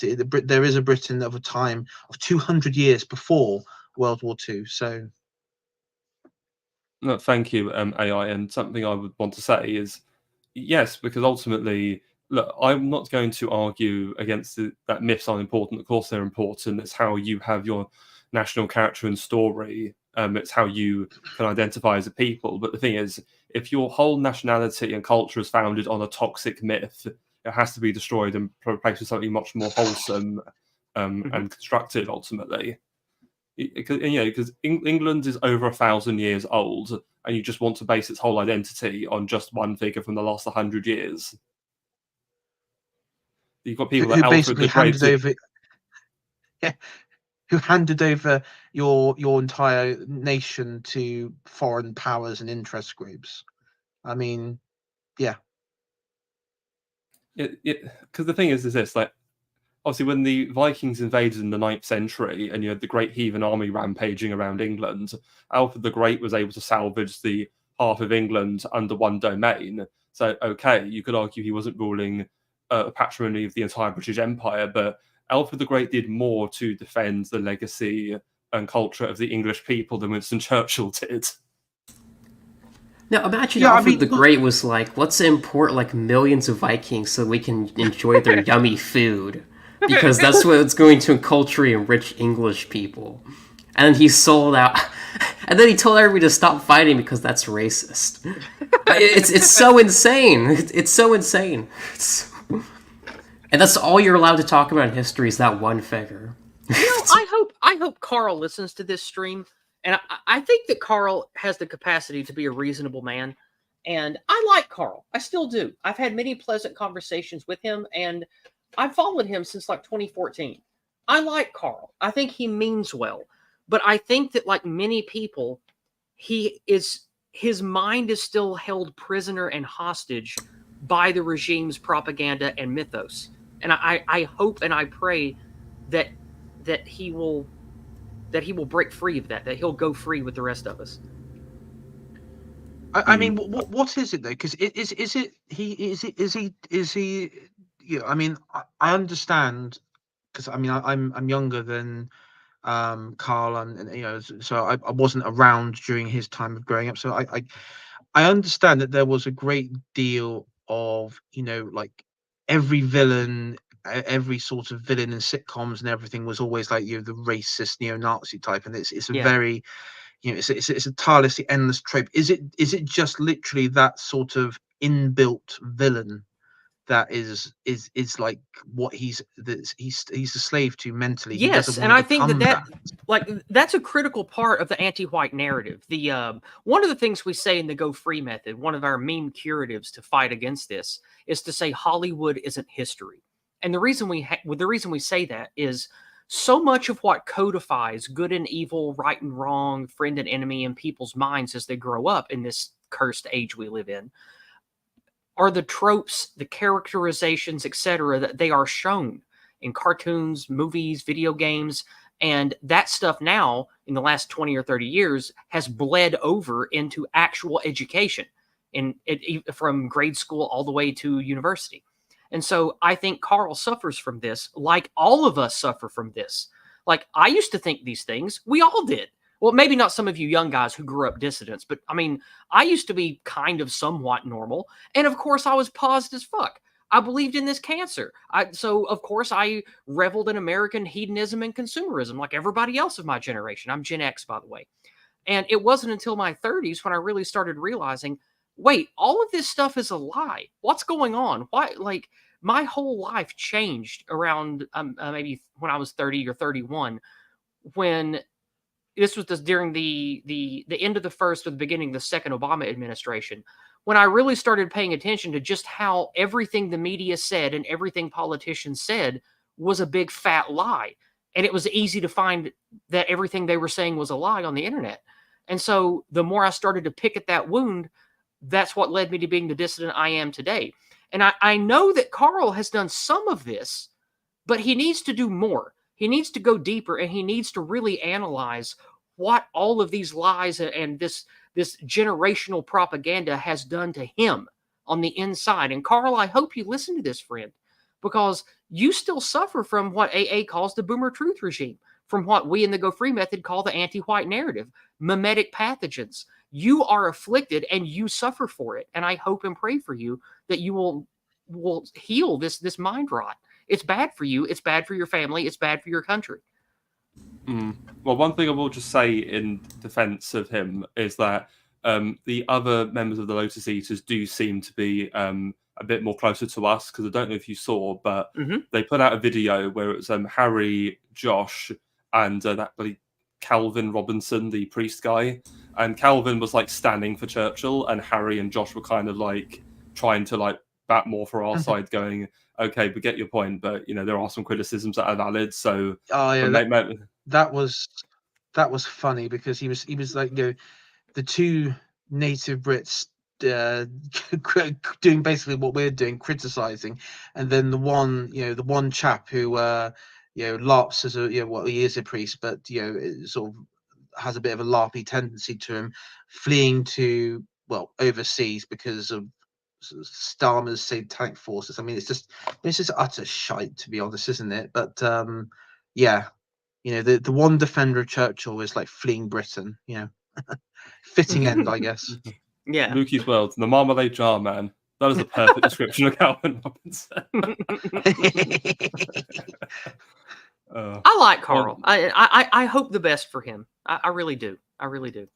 That's this quote from the NREAB. Using economic language, Carl is a lagging indicator. He's 2 more years behind where the conversation is. This isn't necessarily a bad thing, as he's normally friendly and serves as a pipeline. That is true. Yes, I personally rode the Sargon to AA to Morgoth's review pipeline, and what a ride it was. I think we've all have to thank Sargon for helping us with Gamergate, but like, there's a time to move past that. I mean, to play devil's advocate here, I mean, I think Carl's response would be, okay, but how we ain't going to in the UK, for example, de-boomerize the myth of Churchill, because he'll be thinking of how do we get it to the masses, and we're not going to de-boomerize that myth, and it's going to persist. And if we try to, everyone will just turn on us. No, that's a valid point. But my argument, my rebuttal to that would be: stop punching right. Stop saying that normal people that want normal things are the radical right. We are not. That's really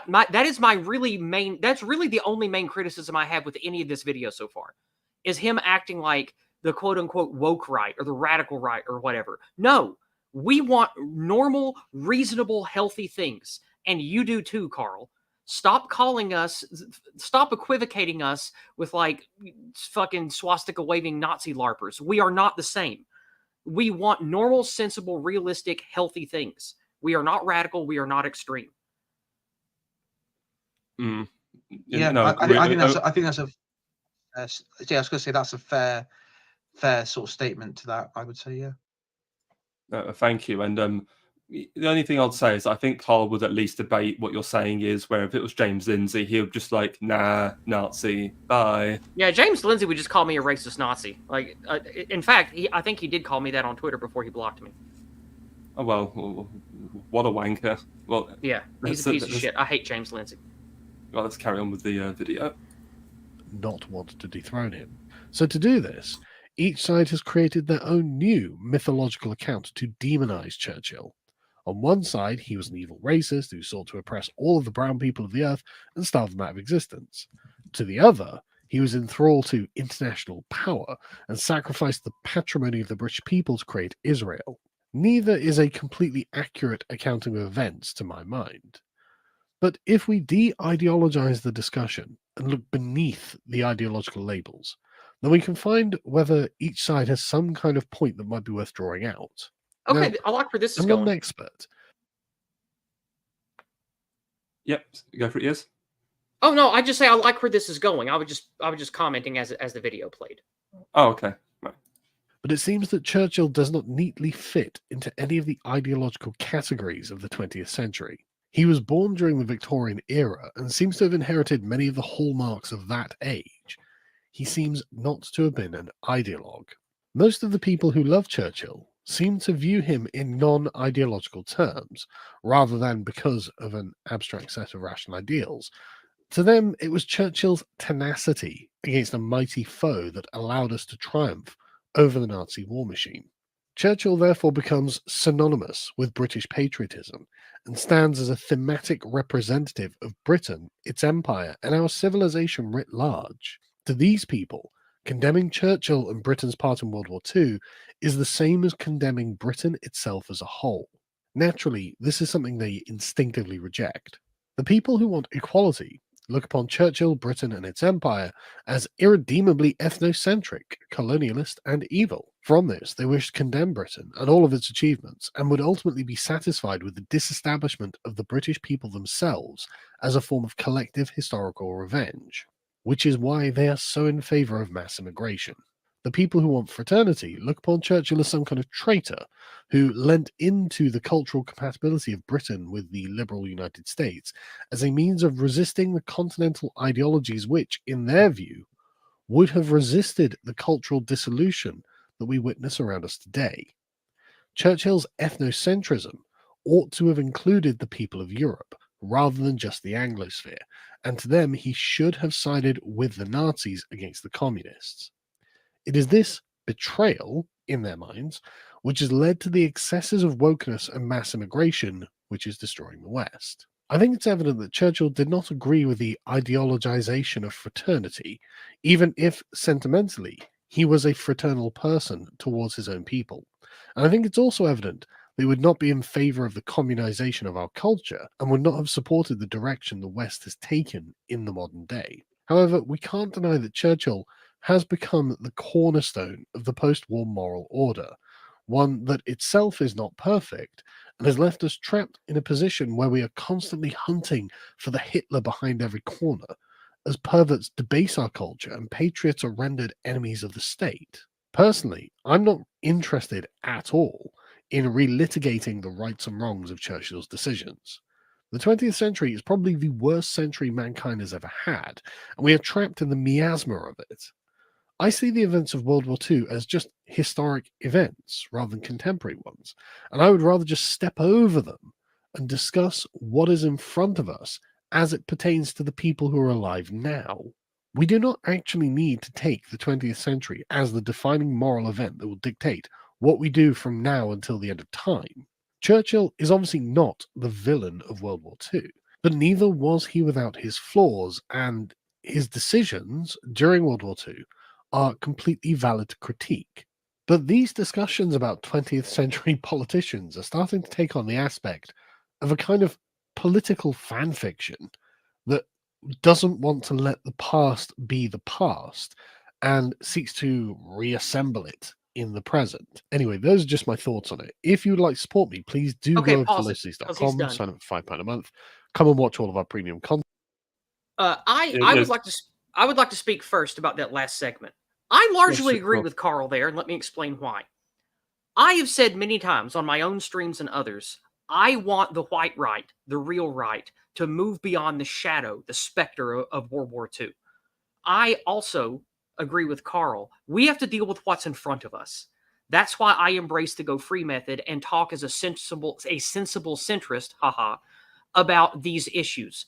I don't think that trying to talk people into thinking Hitler was a hero or that Churchill and Roosevelt were villains, I don't view revisionist history as a very actionable talking point, or else I would do it more often. I agree with Carl that we live in one of the worst eras because we are still in the specter of World War II, and the horrible mind rot of that whole era that took hold has ravaged everything. And the people who discover what's been done, we want to talk about what we've discovered because it's mattered to us. But as we have learned in the last 10 years, especially the last 5 years, feelings don't care about your facts.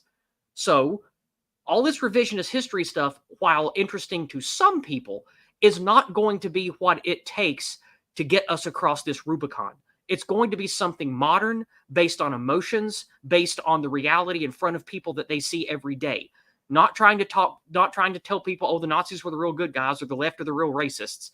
That shit's not going to work.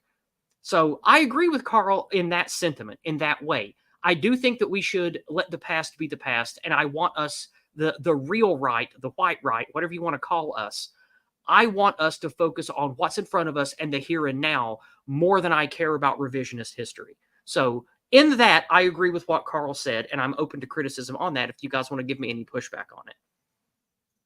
No, I think that's a very thought out and considered analysis. Yes, thank you. You're welcome. I mean, I would say there is truth that you can't be hung up on one particular subject for too long, because otherwise you just be outflanked later on down the road. But I would say, from Britain's perspective, the whole structure of modern Britain is built of that, as we've talked about tonight, is built on that mythos of the war period and what came after. And for me, for being a British person, I want to break that mythos into pieces. And to do that, because the only way to do that, the reason we have to do that is to set the country free. All the Tommy Robinson and all those sorts of Civ Nat and all these these as demonstrations that even Carl attended, where you have these Iranian the old We've got Iranian the monarchy Mayatuzis flag. of the world. Yeah, Mayatuzis and the Israeli and the Sikhs and the abase Sikhs and all that. Yeah, all of that mythos is legacy of Churchill. And what makes us really just fucked up is, while there's all, the empire doesn't really matter because it's and I've heard these arguments before, and I've heard it from Carl before, is like, well, I'm only care about what's going on in Britain, so if the empire came to an end, it doesn't really matter. But at the same time, that legacy of the empire, that those people, the Sivnat Temple, use that argument for having your base Sikhs and your base Hindus and whatever. So you can't, it's also part of their actions. They sort of play into it as well. And I genuinely believe that there is, it's not as in Britain, well, in Britain's context, it isn't a waste of time to do that, because otherwise, like, what are you doing? You're just creating an alternative liberal movement, and then that will fracture like the liberalist, and then you have another alter liberal movement. And I fear that because of Carl's thinking on this, is that's all it will come down to. You'll just have many different movements of people shuffling and fro from different organizations to the next, who will just perpetuate the same myths, the same mistakes, and nothing will happen. And you'll have the 1,000-year of boring middle managers like Starmer, who will further fuck up this country. And that's the fear I see in reform. That's the fear I see in a lot of it. So it is a very real problem. It's not confided to history. It exists today. No, thank you for AI. And yes, and with reform, unfortunately, as much as I like Farage, he is completely brought up into Churchill worship and Boomer Truth, which is the one Achilles heel I think they'll suffer from in terms of actually getting anything done. So, AE, have you got anything to say off the end of that video? Or yes, I just had to make a quick point. I agree with Yizz that we can't obsess about World War II and the historiography of World War II, because as AI just mentioned, you're gonna get outflanked by other narratives down the line. I do think that's a valid point, that skinheads and other retards like that fail to take it into account. However, AI also just mentioned, the post-World War II narrative is being used as a battering ram, essentially, to break down the gates of the West right now, to let in the hordes.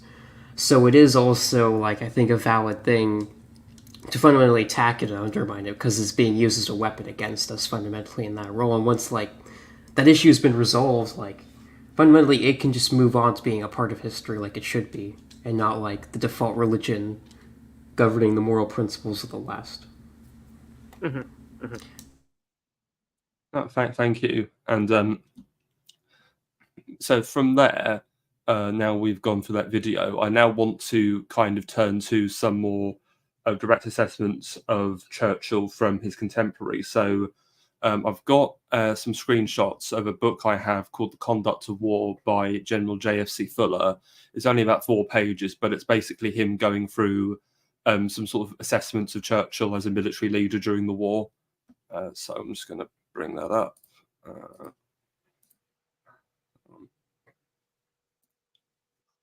Okay. There we are. Okay, so we'll read. So, on the 3rd of September 1939, Mr. Churchill became First Lord of the Admiralty with a seat in the War Cabinet, and he was soon engaged at his old game of devising diversionary sideshows. On the 7th, he instructed the naval staff to prepare a plan for forcing a passage into the Baltic. He christened it Catherine after Catherine the Great, because, as he says, Russia lay in the background of my thought.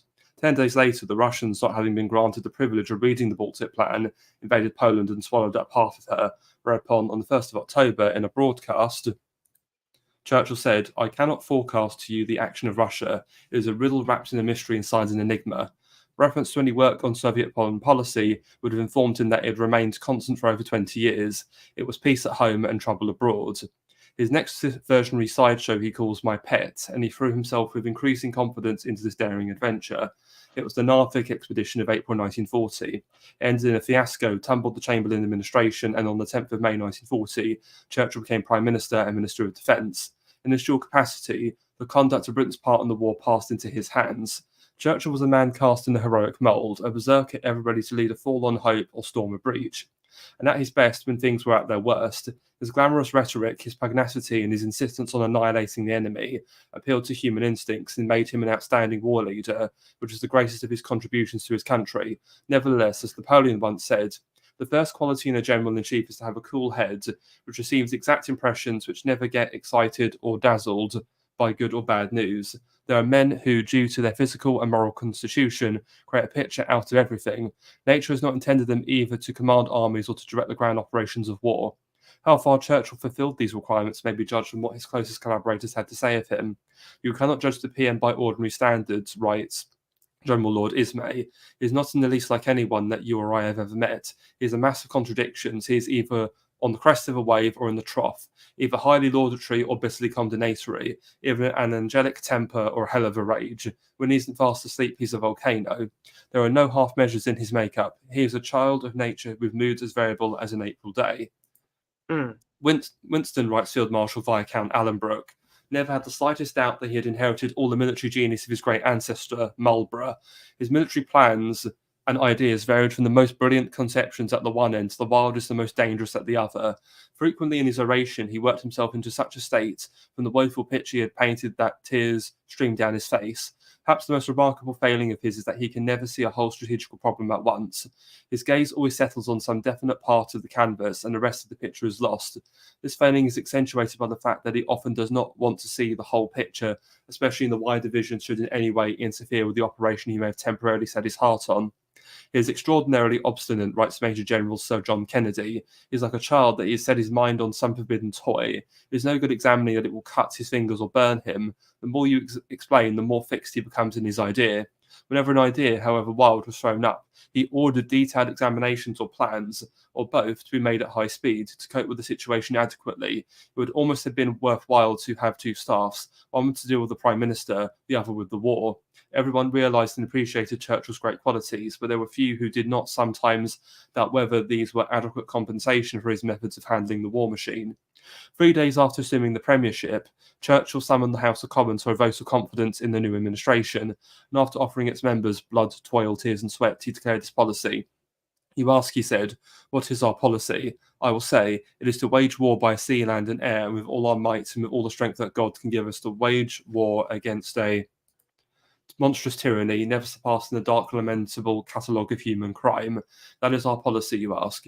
What is our aim? I can answer in one word: victory. Victory at all costs. Victory in spite of all terror. Victory however long and hard the road may be. Come then, let us go forward together with our united strength. In war, victory is never more than a means towards the end, and to the true statesman, the end of war is peace. This Churchill failed to understand until the 11th hour had struck, when it was too late to make good the damage done. From the 13th of May onward, for him, the war was to be the defeat, ruin, and slaughter of Hitler, to exclusion of all other purposes, loyalties, or aim. So it came about that when in March 1948 he wrote the preface of his great history, with remarkable honesty he describes the way victory at all costs had led to a demented world. The human tragedy reaches its climax in the fact that after all the excitations and sacrifices of hundreds of millions of people and of the victories of the righteous cause, we have still not found peace and security, that we live in the grip of even worse perils than those we have surmounted. And that is the end of the segment. So that's interesting that Churchill wrote that in 1948. Like, do you think that he was a man so driven by the prejudices and passions of not just his hereditary past, but the goings-on of the current era, that he realized that he got caught up emotionally and passionately just in a dick measuring competition with Germany, with Hitler, and that he regretted what he had done? Like, because that's what I took from those words. Is that what you read too? Well, here's my view on Winston Churchill. When he is a man who is very conscious of his family's past military glory, especially his ancestor Marlborough, though a traitor, was a very good military leader. Ultimately, and also we mentioned that Churchill did seek military service in World War One. Churchill, I think, wanted to go down as this great military warrior like his ancestor for his country. And ultimately, in order to do that, he had to completely destroy his country's power and then have said country celebrate him as its saviour, so that's really darkly comic if you think about it. So, yeah, and again, I think there was some people interviewed in Oceans Apart in post-war, just before his death. I think it was in the late 50s, early 60s period. Those in the cabinet, those who knew him, that sort of there was some I guess say regret, or I don't know if it was regret or there was some realization of what had happened, especially with what was going on between the Soviet Union, the rise of the Iron Wall and all that, and yeah, I mean, I think there was some regret, and funny enough, in aspects of the American establishment as well, as we find out as well from the same documentary, there was regret from those who pushed, the British government and Churchill to decolonize, because once Britain was out of Africa and out of India and the Far East, those in the United States government didn't have the same connections that Britain could pull on in those regions, and so that was quite isolating, and in many ways. And it's funny because all the detractors from all the Churchill symptoms and everything, again, they go back to the accusation of us of being ideologically committed. I mean, these guys were ideologically committed to defending a person who was also ideologically committed to ending an ideology by ideologically committing suicide of the country. Yeah. I mean, when it comes down to it, it is a farce. Well, here's my view. I don't think Churchill's that ideological as we've seen with all his political flip-flopping and party defections. Again, I just think he was entirely self-serving and just orchestrated the situation to suit him. No, I think Thomas had a great take when he literally said, "Is Winston Churchill left or right?" It's like it's sort of irrelevant. He's just like a tool by those who control him, and his debts and his passions and all those other things. In that regard, he was a real aristocrat, because left and right are ideological political factions, and we all know that this modern concept of democracy is just a circus for powerful people of great wealth and resources to manipulate the aristocrats to do what they want and render them powerless. And so, again, I agree with Thomas there. It doesn't really matter. Like he was just a tool. Let's just leave it there. He was a tool to destroy the British Empire, fundamentally. Yeah, basically. Or just a tool, you know. Yeah. Okay. So AI, you mentioned An Oceans Apart, the Adam Curtis documentary. Well, I actually watched that recently in AA's coverage, which I recommend everybody watch. But I've actually put together a couple of clips from episode 3 about some of Churchill's calamitous policies he made during the early stages of the war. So I'm just going to bring that up. It's about 15 minutes. So like with the other one, we can sort of stop and comment in between. Hitler launched his blitzkrieg. German troops stormed through Holland, Belgium and France, driving the British Army back towards the sea. In London, Prime Minister Chamberlain, who'd lost the confidence of Parliament, resigned. In his place came Winston Churchill, taking power as Britain faced disaster. Out from the hell that is Dunkirk, back from the steel thrust of the German war machine comes the BEF. This is the most magnificent sight of a generation. This is the army under its magnificent leader. While these men live and breathe, Britain is safe. The enemy will never pass.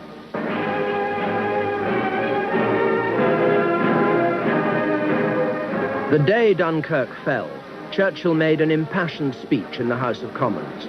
Scorning Germany's success, he promised to lead a country that would fight on to the last, on the beaches and on the landing grounds, until, he said, in God's good time, a new world, with all its power and its might, steps forth to the rescue of the old.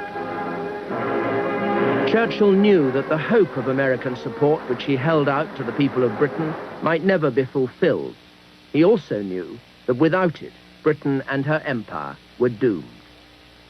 Churchill realized right from the beginning that the entry of America was vital.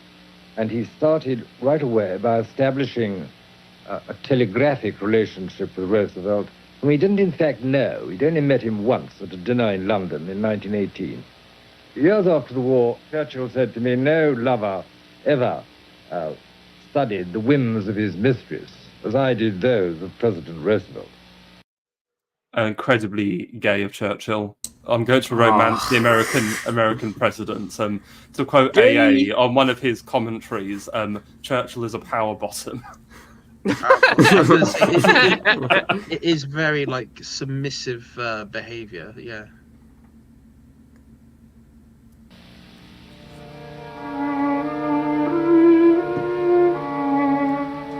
On the 22nd of June, France surrendered.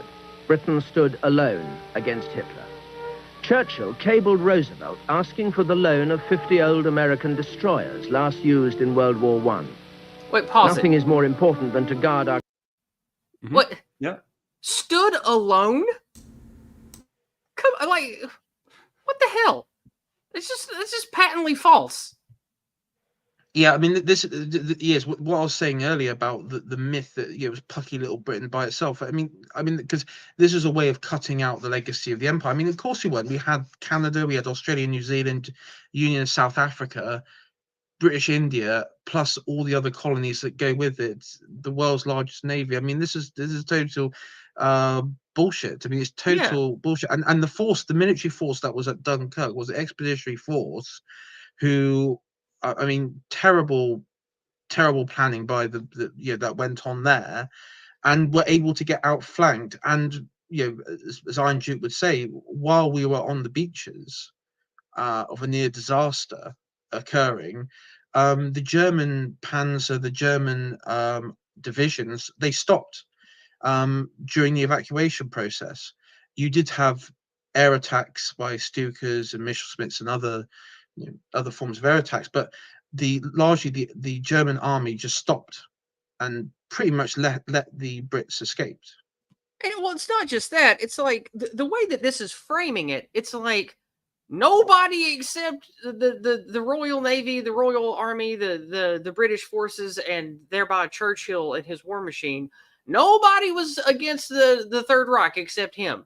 The Third Reich had enemies all over the place on every side. from multiple countries and multiple factions. It's just ridiculous.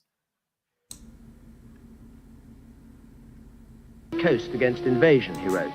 Not a day should be lost. Roosevelt replied that though he would like to help, Congress would prevent it. Churchill wrote again, "We must ask, as a matter of life or death, to be reinforced with these destroyers." But for 2 months he heard nothing.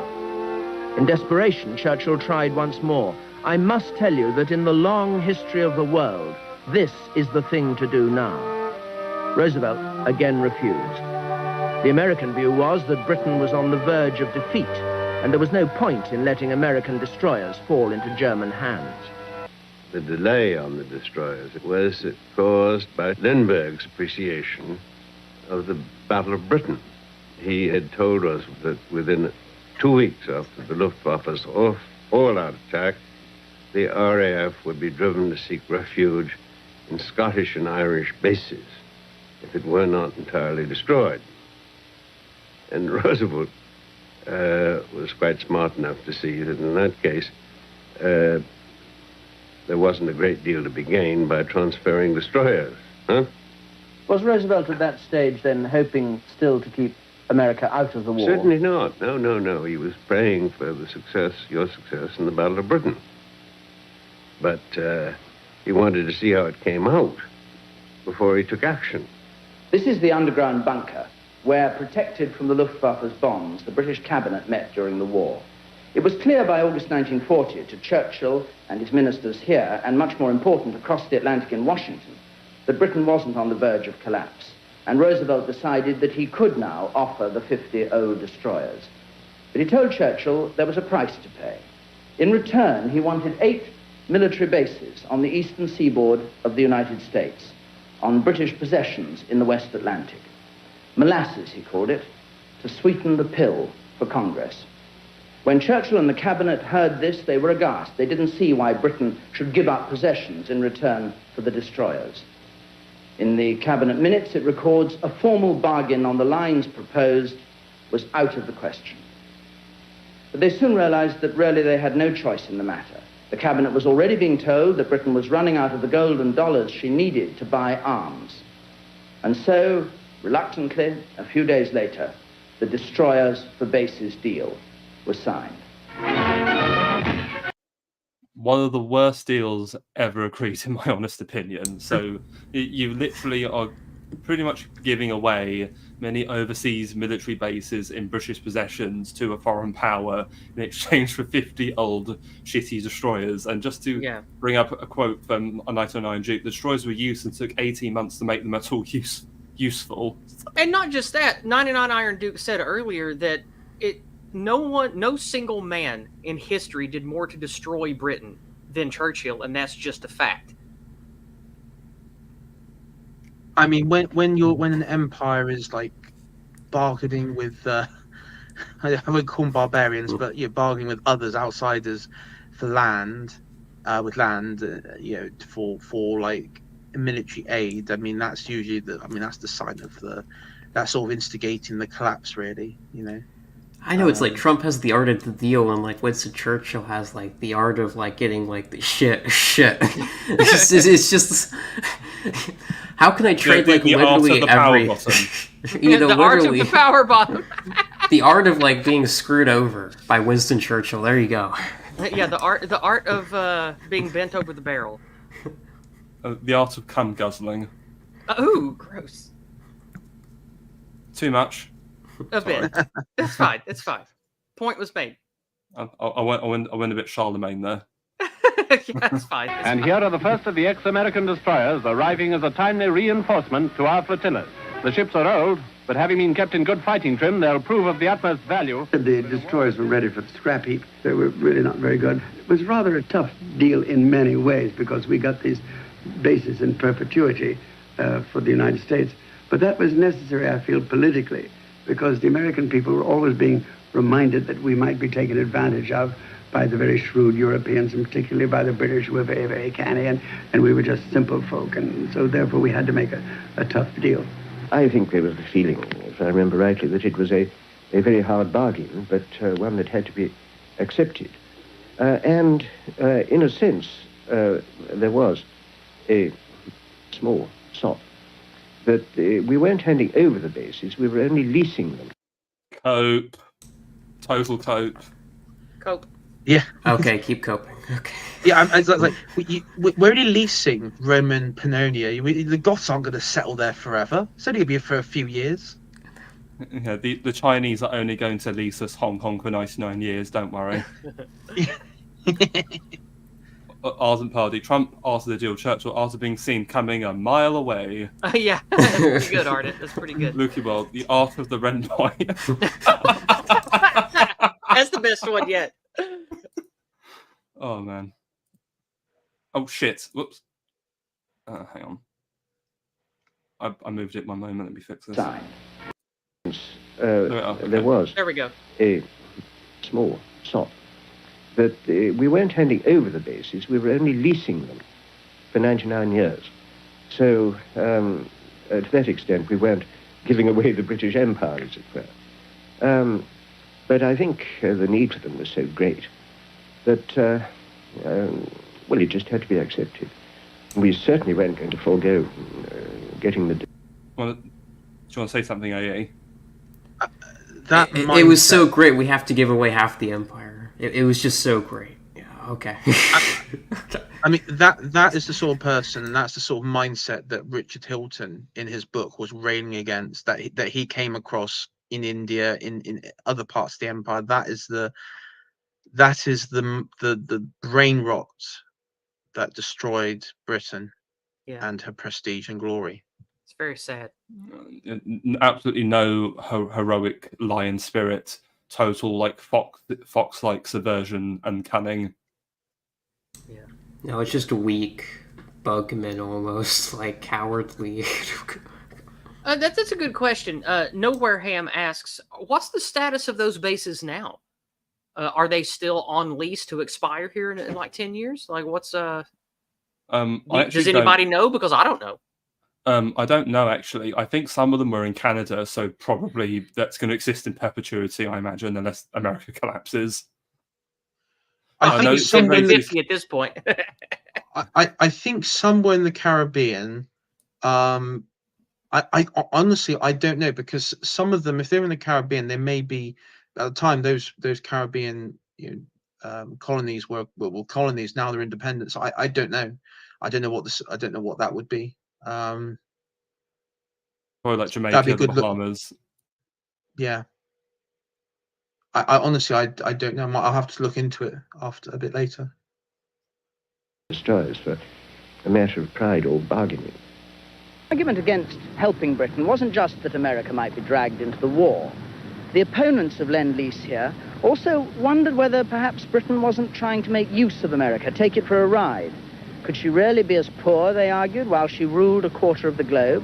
Or was she perhaps trying to use America's wealth to prop up the British Empire?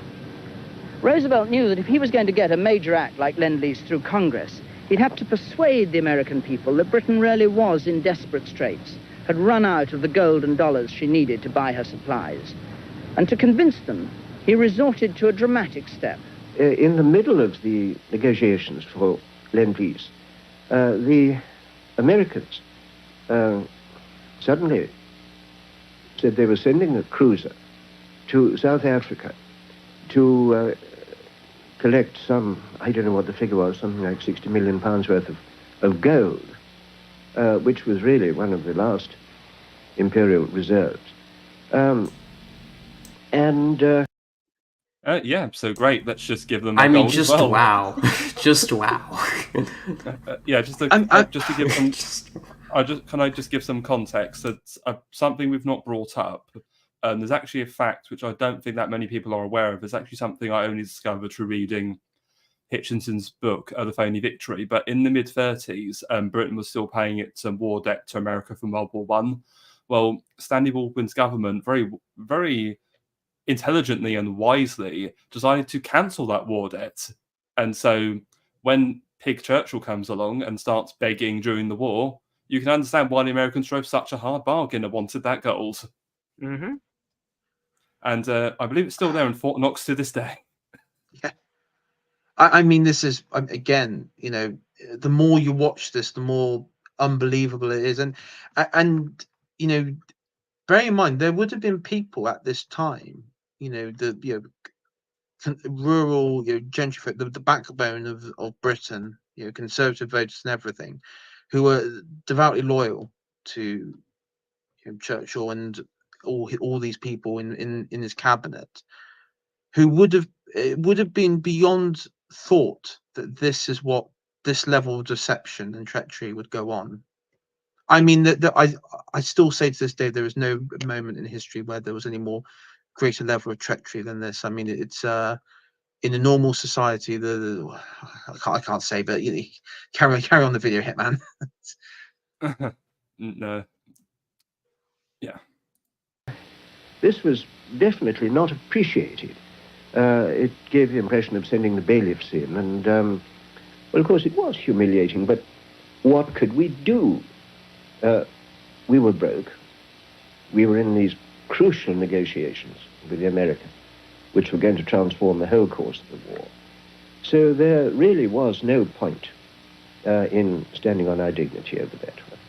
Roosevelt also insisted that Britain should be seen to give up assets in the United States. The British government ordered the Courtauld Company to sell their profitable subsidiary, American Viscose, to US bankers at a knockdown. Selling England by the pound. Yep. I mean, I'm not being funny, but this is like if you were playing, like you decided to go on Hearts of Iron 4 and then just have like a fuck around playthrough, sort of, you know, just mess up the your you know, nation you're playing. This is basically what it is. This is just I mean, this is just like total destruction mode. You know what? This reminds me of Thatcher. Probably explains why she idolized Churchill so much. That's just to sell off everything. Yeah.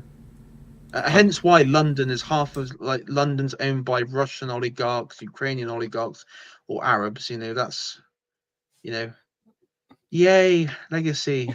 You know, I've got a chat here from the Enriad. Winston and the Beanstalk. Winston trades the family cow for a handful of magic beans with grounds of giant Soviet empire that takes over Eastern Europe. Oh yeah, Amazing. Amazing. I say, Iron Duke does say so. What could we do? How could we make peace? And it's like, you know, let the guy sorting out the communists who murdered and are trying to overthrow Western society to be dealt with by those guys in Europe. I mean, this is the thing. We had no assets in Europe.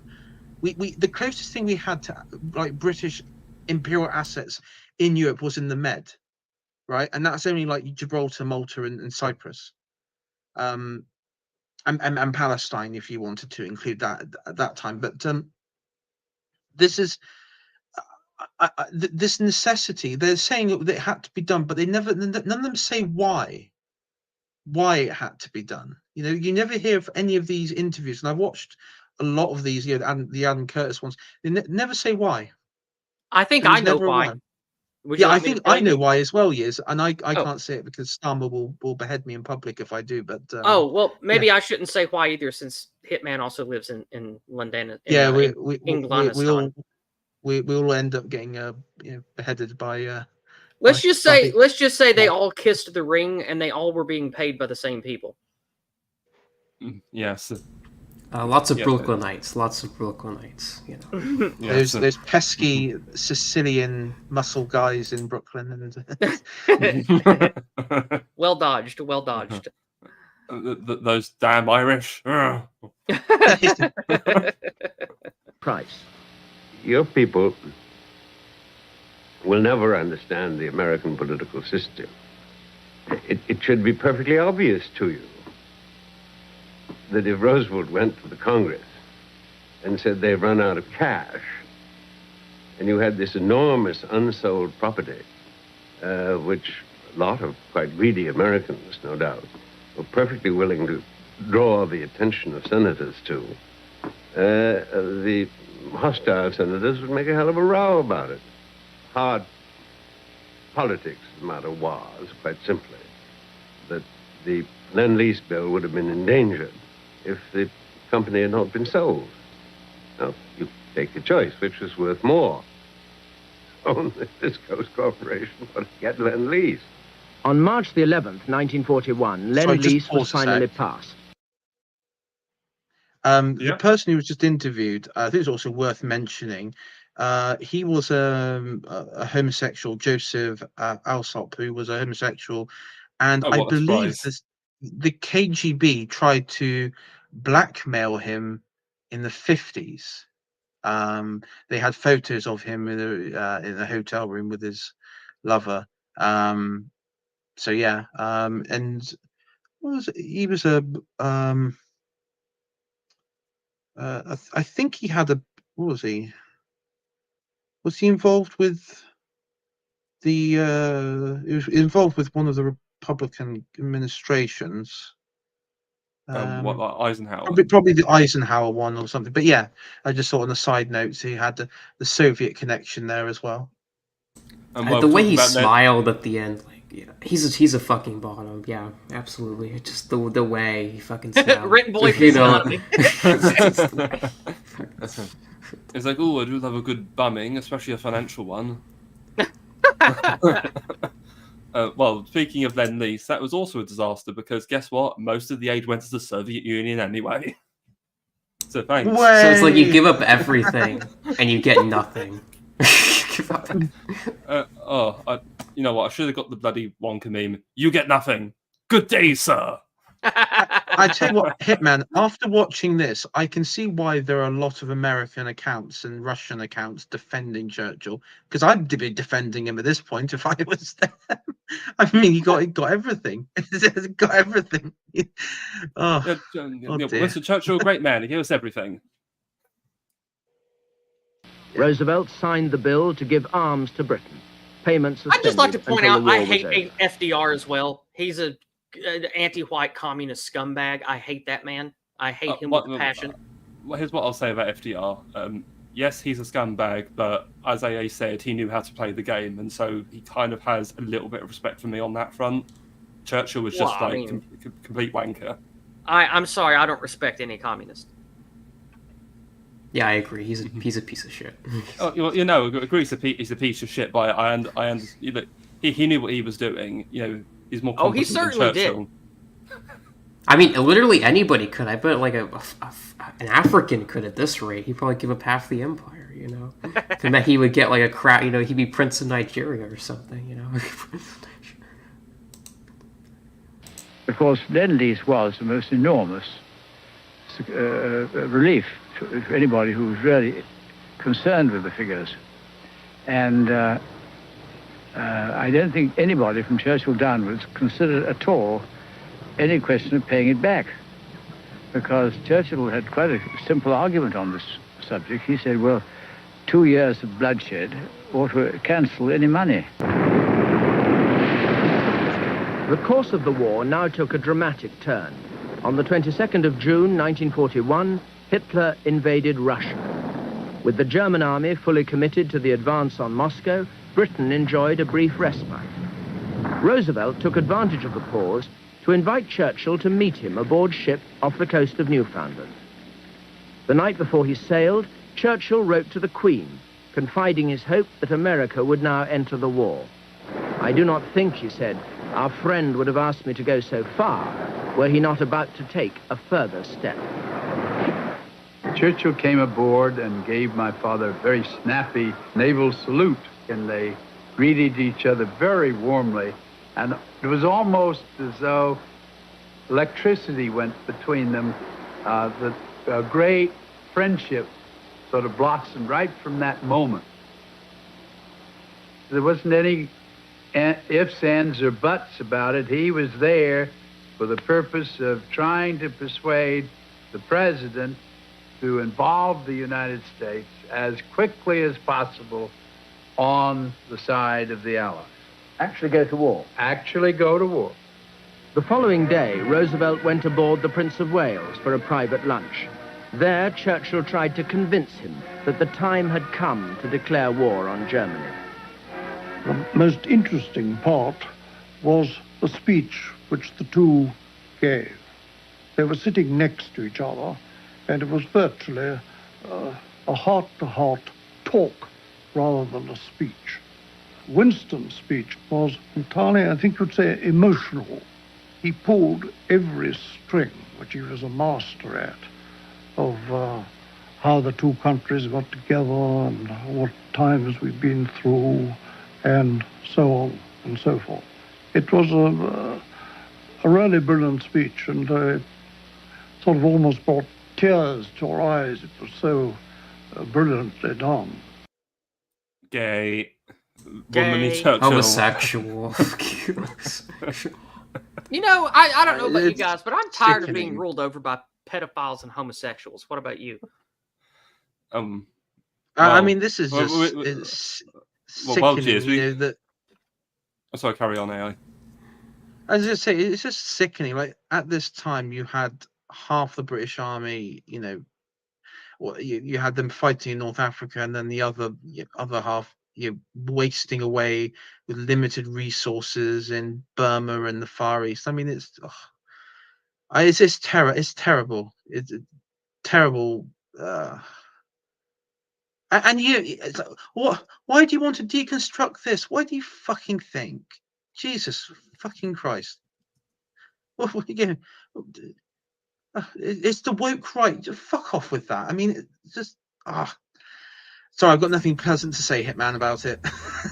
I love the narrator That's was right. like, the relationship between Winston Churchill and FDR was naturally great. Yeah, because it's like the scammer, like with an elderly person who doesn't know anything, like getting access to their bank account. Oh yes, sir. I love you, sir. Now give me your bank account.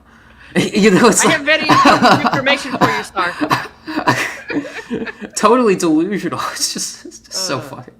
I think coming up, Hitman, the only thing I think there was a vote of no confidence against Churchill, or there was an attempted one, Yeah, it fails, though. which failed. Yeah, which failed. But I think this is where Roosevelt started to show his hand a bit about his real intentions for Britain post-war and the Empire post-war as well. And also a side thing, I saw in the footage Roosevelt was standing to attention. Couldn't he was in a wheelchair? I know Well, he he had had polio, but could he actually stand? Well, I think he had to have like breeches in his trousers to help him do that, and he couldn't walk. He could like stand with support, but that was it. Ah, okay. And something I was going to say to you is, perhaps is Churchill FDR the first ever case of a romance scam? Maybe so. Oh my god! Some of the chat. Happy cosplay got to FDR with that. Honestly. What's this one? Lukey. Churchill got promoted to Sea Lord. He was much happier being Rear Admiral. Yeah, very much. Well, it was actually Churchill who said, well, you know, the Navy, it's all about rum, sodomy, and the lash. So, Well, he would know. Yep. Oh, fuck's sake. Oh, fucked up again. Here we are. Brilliant speech, and sort of almost brought tears to our eyes. It was so brilliantly done. And I suppose really you can say it was the only card that he held in his hand at that time. Roosevelt's speech, on the other hand, was entirely reasoned on how his country couldn't come into the war yet. He quoted the Middle West as being a vast area with people who'd never even heard of the sea or seen it and knew nothing about Europe.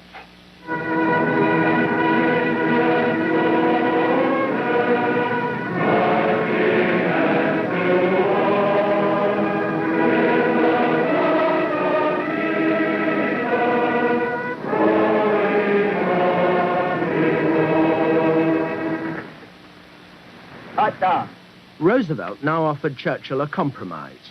Although America wasn't ready to fight, she was prepared to join Britain in a declaration of common aims in the war against Hitler. The first was to liberate the countries overrun by Nazi Germany. But Roosevelt had something else in mind. Britain herself dominated large parts of the globe through her empire and its trading system. Would she play her part by relinquishing this power to create a freer world after the war. Father's idea was that the world was changing. The people were not going to be subjugated into colonies, and that you couldn't exploit them, that you had to work out a system whereby all people were able to have self-determination and self-development, and that we, Great Britain and the United States, should be the leaders in helping them to get to this state. But was he saying, you can't have our help unless you agree with me on this point? No, I think he was more subtle about it than that. I think that he felt that I mean, what's subtle about it? Give up your empire. Subtle. I don't understand. What was subtle? I mean, as a result, we have, by leaving, but bearing in mind, in Nigeria and India, there were surveys done at the time, and the vast majority of the populations in the colonies didn't want to leave and even begged British administrators not to leave.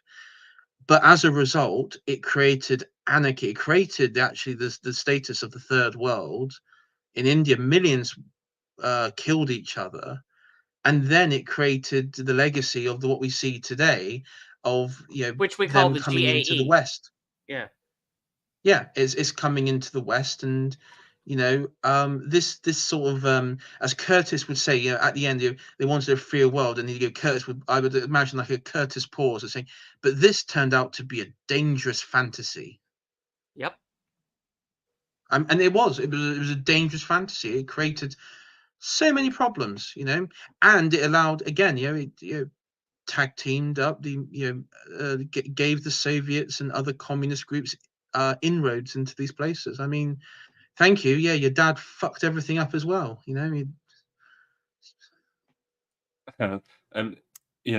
Churchill sat there thinking, well, inside Van Curtis, Winston Churchill believed by giving away the British Empire, America would be his friend.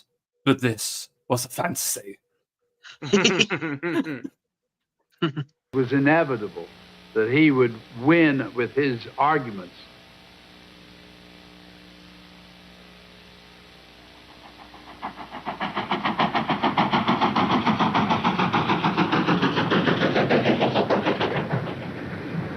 Winston Churchill disembarked from the Prince of Wales at Scapa Flow and travelled south through the Scottish hillsides to London. He was coming back from across the Atlantic without the great prize he'd gone to win, an American declaration of war against Germany.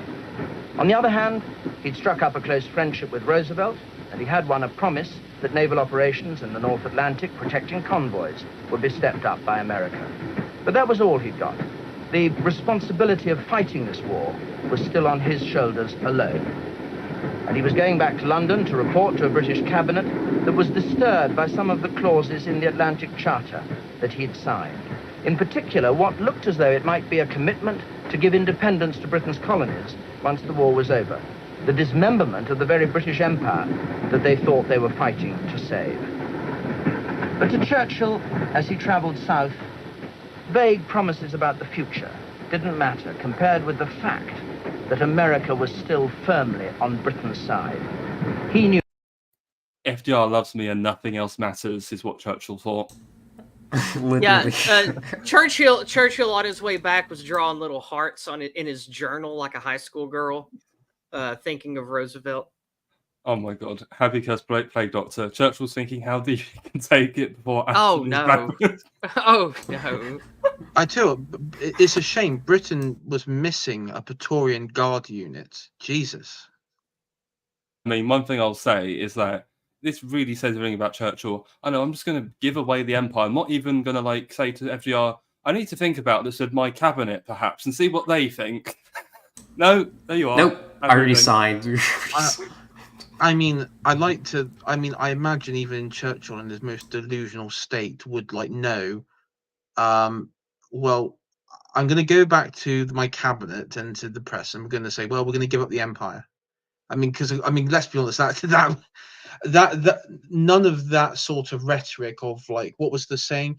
We've grown up. We've grown up from the empire. It's not feasible. All those sorts of arguments came, I think, in the 50s and 60s. That's when you first started seeing, well, in the UK at least. But at the time, I mean, that was, I mean, in everyone's mind, that was why you were fighting the war. You know, I mean, again, the betrayal. It's just it's sickening. Mm. No, certainly. Well, because Churchill liked to get drunk, so I don't know. Maybe FDR just supplied him with alcohol, and that's how we got him hook, line, and sinker. It just that's why they had such a great friendship. But guys, if it wasn't for these great men, we wouldn't be forced to have infinity Africans. Think about the yummy food. Think about it. Think about the tacos and the curry. Ugh. Deep fried kitty. I hate all these people. I hate all these people. That without that, not only would there be no British Empire, there'd be no Britain. The American public remained unconvinced. A Gallup poll in October 1941 showed that 83% still believed the United States should not go to war. It looked as though there was nothing more Britain could do. We interrupt this broadcast to bring you this important bulletin from the United Press. Flash, Washington. The White House announces Japanese attack on Pearl Harbor. Stay tuned for further developments. Pearl Harbor news came on a Sunday afternoon when I was working quietly at home, writing a speech for some member of Congress saying we should stay out of war. I didn't believe it. I suspected this was a gimmick started by FDR. Based. To get us more involved. And I had to get a lot of answers to my questions before I could fully take it in and believe it. And then what happened? Then what happened? First. That was the end of America First.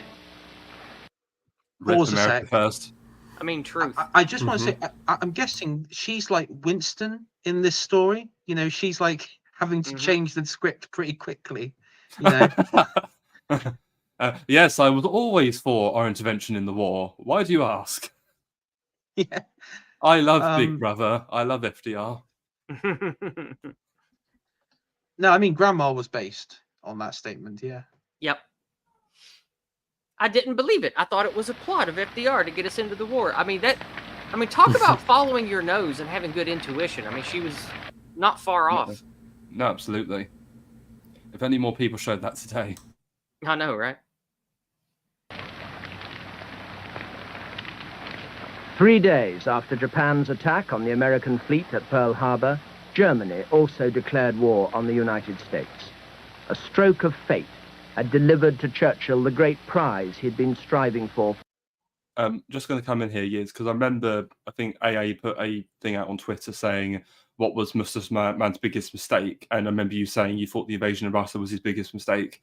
I disagree. I think his declaration of war on the United States was his biggest mistake. But I was only responding to the options given in the poll. Oh, fair enough. Okay. Declaring war on the U.S. was not in the poll. That clearly was his worst mistake. I mean, I would say with the invasion of Russia, he was close to taking Moscow, but his vanity got the better of him, and he wanted to take Stalin City. That was the biggest mistake. It was, I mean, it was straight, and his generals, many of his generals at the time, said that was really pleaded with him not to do that, but he wanted to take Stalin City, and that was And I think dovetailing with that, I think one of the main reasons that Hitler and the leadership of the Third Reich went off the rails was they were all strung out on fucking meth. Like, I had helped someone who had a horrible meth addiction. They were not at all, I hate using they as a singular. He was not at all in his right mind. He was not in touch with reality.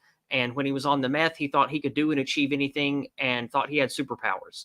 So if you take a bunch of men who were powerful, influential men, especially Hitler, who was the figurehead of bringing the Germans from dirt to one of the greatest nations that the world has ever seen in a short period of time, in half of a man's life, and then you string him out on tons of meth, I think that man would probably make ludicrous bad decisions. And I think that the Nazi leadership being strung out on meth for so long really hurt them and led them to making terrible decisions. You also have to keep in looking- mind that Hitler's declaration was in hopes that Japan would invade the Soviets from Siberia, which never was going to happen. Well, the thing is, the Japanese signed a non-aggression pact 1 month before Operation Barbarossa, so that was some terrible planning on Hitler's part. But that was a big calculus in Hitler's thinking was how can we get Japan to invade the Soviets from the other side?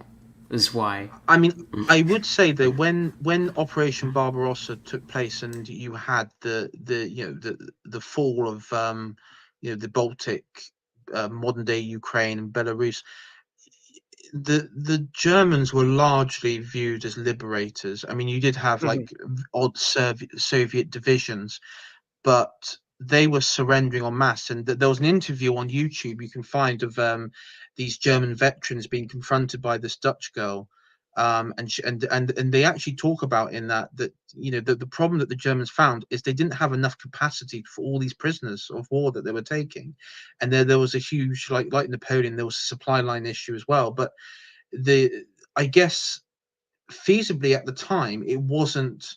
I think the problem was that you had we need to take the capital Moscow, but then we'll need to take Stalingrad.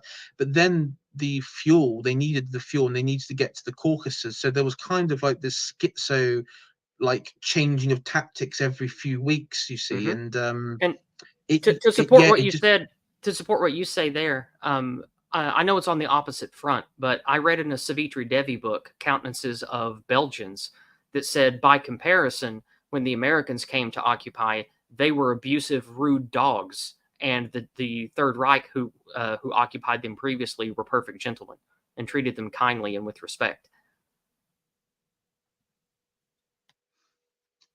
Yeah, I was going to say, see Evola for his take on American influence in Italy after the war. Oh, let's not get onto that.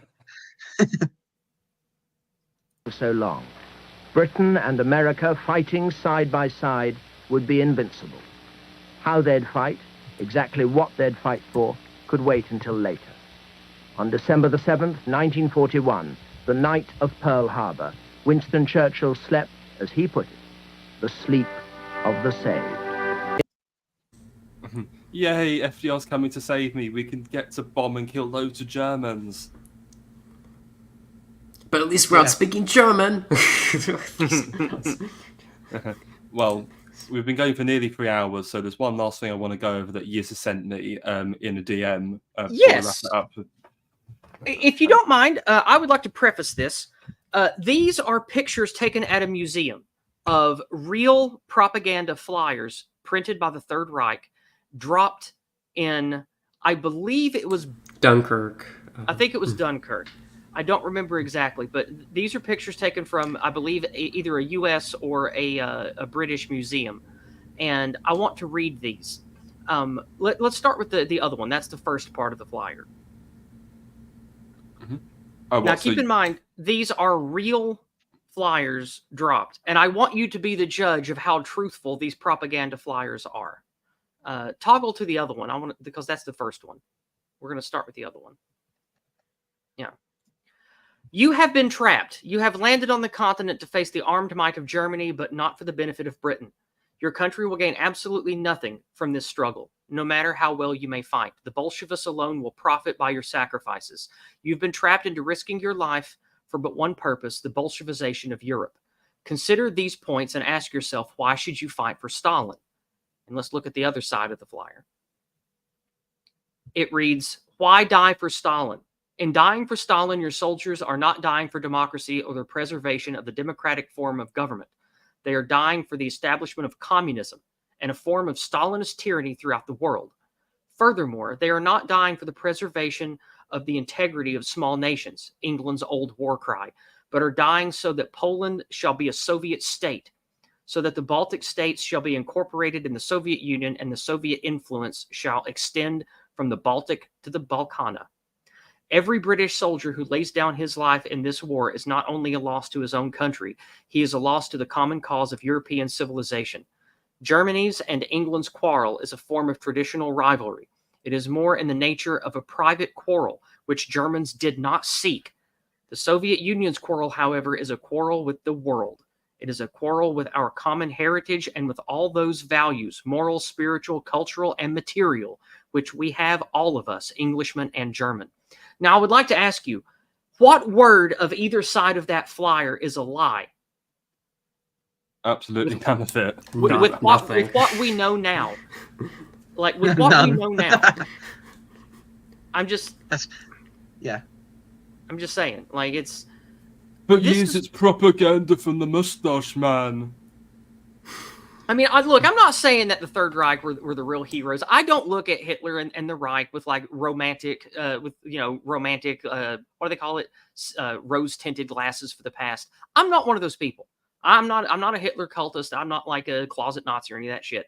But I do believe that if you look at every faction of the early 1900s, they were the one and only faction to correctly isolate, label, and talk about the real enemy of all of Western kind. And if they are the Satan and the original sin of the current narrative, what does that tell you about who won? What does that tell you about who the real enemy was and is? It's obvious. And so that's why I wanted to bring these flyers up, because those are real. And I think they were dropped in Dunkirk. Those are real, and they were printed in... I forget when. It was either 39 or 40, I think. Do you remember the exact date that those were dropped? That 1940. It would have been 1940. It was Dunkirk. Okay, then so that's like 84 years ago. How true is that today, 84 years later? All of that. It is 100% true. But instead of the Soviet Union, it's the Israeli-American international protection racket instead of the Soviet Union. But it's the same thing. No, certainly. So I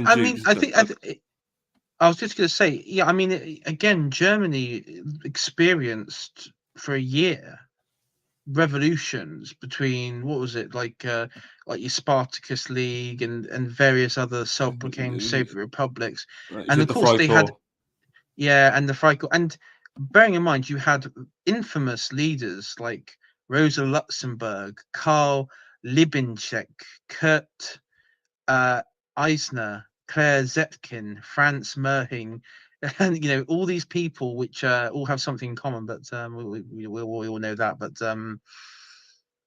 you had this existential. I mean, this was like a massive internal threat, because there was a very real chance that Germany, and many at the time thought Germany could become another communist nation, because the Weimar Republic was so weak. It was very probable that they would become a communist Russian puppet. Yeah, the German Communist Party was I think for the time, the second most popular political party after the Social Democrats during the Weimar era, and it wasn't until the mid-century Germans started getting popular in the early 30s that changed. Yeah. Well, thank you for sharing that, Yizz. That was enlightening, and this has been a wonderful stream chatting to you all and reviewing all of this material, and the chat have been great too. Any final comments you want to make on Churchill? Real quick before we move on, 99 Iron Duke, a man whose opinion and knowledge of history I respect far more than my own, says that in 1940, Hitler was tacitly a semi-ally with Stalin, so those flyers were likely printed and dropped somewhere else later than that. I don't recall the placard. I don't have a picture of it. Whenever someone said Dunkirk, that did trigger my memory. I thought it might have been on the placard, but that's how memories work when you can't remember something and someone proffers something. So I could be wrong about that. It might have come later than what we suspected. But I know that those are pictures from a museum, and those are real flyers dropped by the Third Reich. I do know that. But thank you, 99 Iron Duke. I appreciate it. No, thank you, Iron Duke. So any final comments anybody wants to make on the legacy of Winston Churchill? Total wanker, total loser, the art of being screwed over, like 50 million ways. And look at the UK right now. It's being overrun by Pakistanis, Indians. London isn't even a majority English city. But then again, we're supposed to celebrate this man. Yeah, that's a total farce, and he needs to be removed as this totem of great liberal heroism or whatever they prop him up as. Okay, I've spoken Yizz? enough, so I don't have any closing thoughts. I've shared a lot. Obviously, I despise Churchill and Roosevelt and all these anti-white cunts that led us to where we are today. To spit. That's all I have to say. Aye. Yeah, I mean the Britain was trash. The empire was handed over between the American government and the Soviet Union, and in this huge act of betrayal by Churchill and others in his cabinet, and that carried on for various governments it carries on to this day. And contrary to some belief, I think if you continue in this mindset and it's not revisionism, because there are people at the time and people subsequently after who have continued to criticize. Just because their books and works haven't been popularized in mass culture doesn't mean it isn't real, and it isn't, it's not there. It is there. And I believe that if Britain and the British people still hold this mindset that is the boomer truth and this sort of worldview that we exist today, we will continue to be victims of these delusions that were formed during this time. And I believe for Britain to be truly free itself, we have to smash this horrible, horrendous period and maybe come to. I mean, the thing though is, by perpetuating it, we're never coming to terms with it. And to come to terms with what happened to our country and the empire, we have to accept that it was betrayed, it was backstabbed. It's a terrible thing for many people. And to be honest, I don't think there'll be. The current generations could accept it. I think it's beyond that. Maybe in the future, maybe some point in the future, people can get to that point. But for the time being, it's we have to cultivate a better image of Britain and a better founding mythology. Well, for my own final words, as I've said, I think he was someone who you've been deceived into thinking is your national hero. He was anything but a hero. His myth needs to be destroyed, and we need to venerate actual national heroes, people like Alfred the Great, Francis Drake, Wellington, in a military sense anyway, not his political career. So thank you everybody for watching. We've had a couple of super chats, which I'll just read. So Lukey Weld for £10, thank you so much. Thanks for fleshing out my hatred of Churchill further, smiley face. Well, thank you for watching, Lukey Weld. Second super chat, Hunger the Dye Merchant for $10. Thank you, Hunger. Question for Churchill Shills. Was there a single battle he won which his allies didn't win for him? His record is atrocious by any military standard. Well, the British won the Battle of El Alamein unaided, so that's the only example I can think of. But we lost to Brooke, and again, massive surrender, massive cock up there. So yeah, true, but again, at a price. And also we were fighting Italians, which doesn't say much, if I'm absolutely honest. But oh, funny Furious with here. That's it. That's I can get away with saying that when he's not. Certainly. Well, thank you everybody for watching, and so I intend for this to be a weekly stream. So next Tuesday, I've got booked in Todd Lewis, Praise of Folly, and Liquid Swan. If there's anyone else, I'll announce. But the topic is going to be institutional subversion. So if you're interested, please check that out next week. Also, I should be streaming this Saturday with our good friend the Politicrat Yizz. We're going to be discussing John Bagot Glubb's The Fate of Empires and the Search of Survival, because he did a video on the Glub a few years ago, and I want to just hash out some of those ideas a bit more. And we've actually had one more super chat. Anglo-Saxon for £5. Excellent stream, Hitman. ... Churchill equals war criminal. Yeah. Or Sans, Power Bottom, Sans, scumbags, sound traitor. Thank you. This was a wonderful stream. I enjoyed it, and I look forward to more. And I thought your stream was well structured. We got through content quickly. We had good conversation. You were a good stream host. I hope you continue this, and I'll be glad to come back again another time. Right. Well, thank you everybody for watching, and see you all next week. Good night. Good night. Night.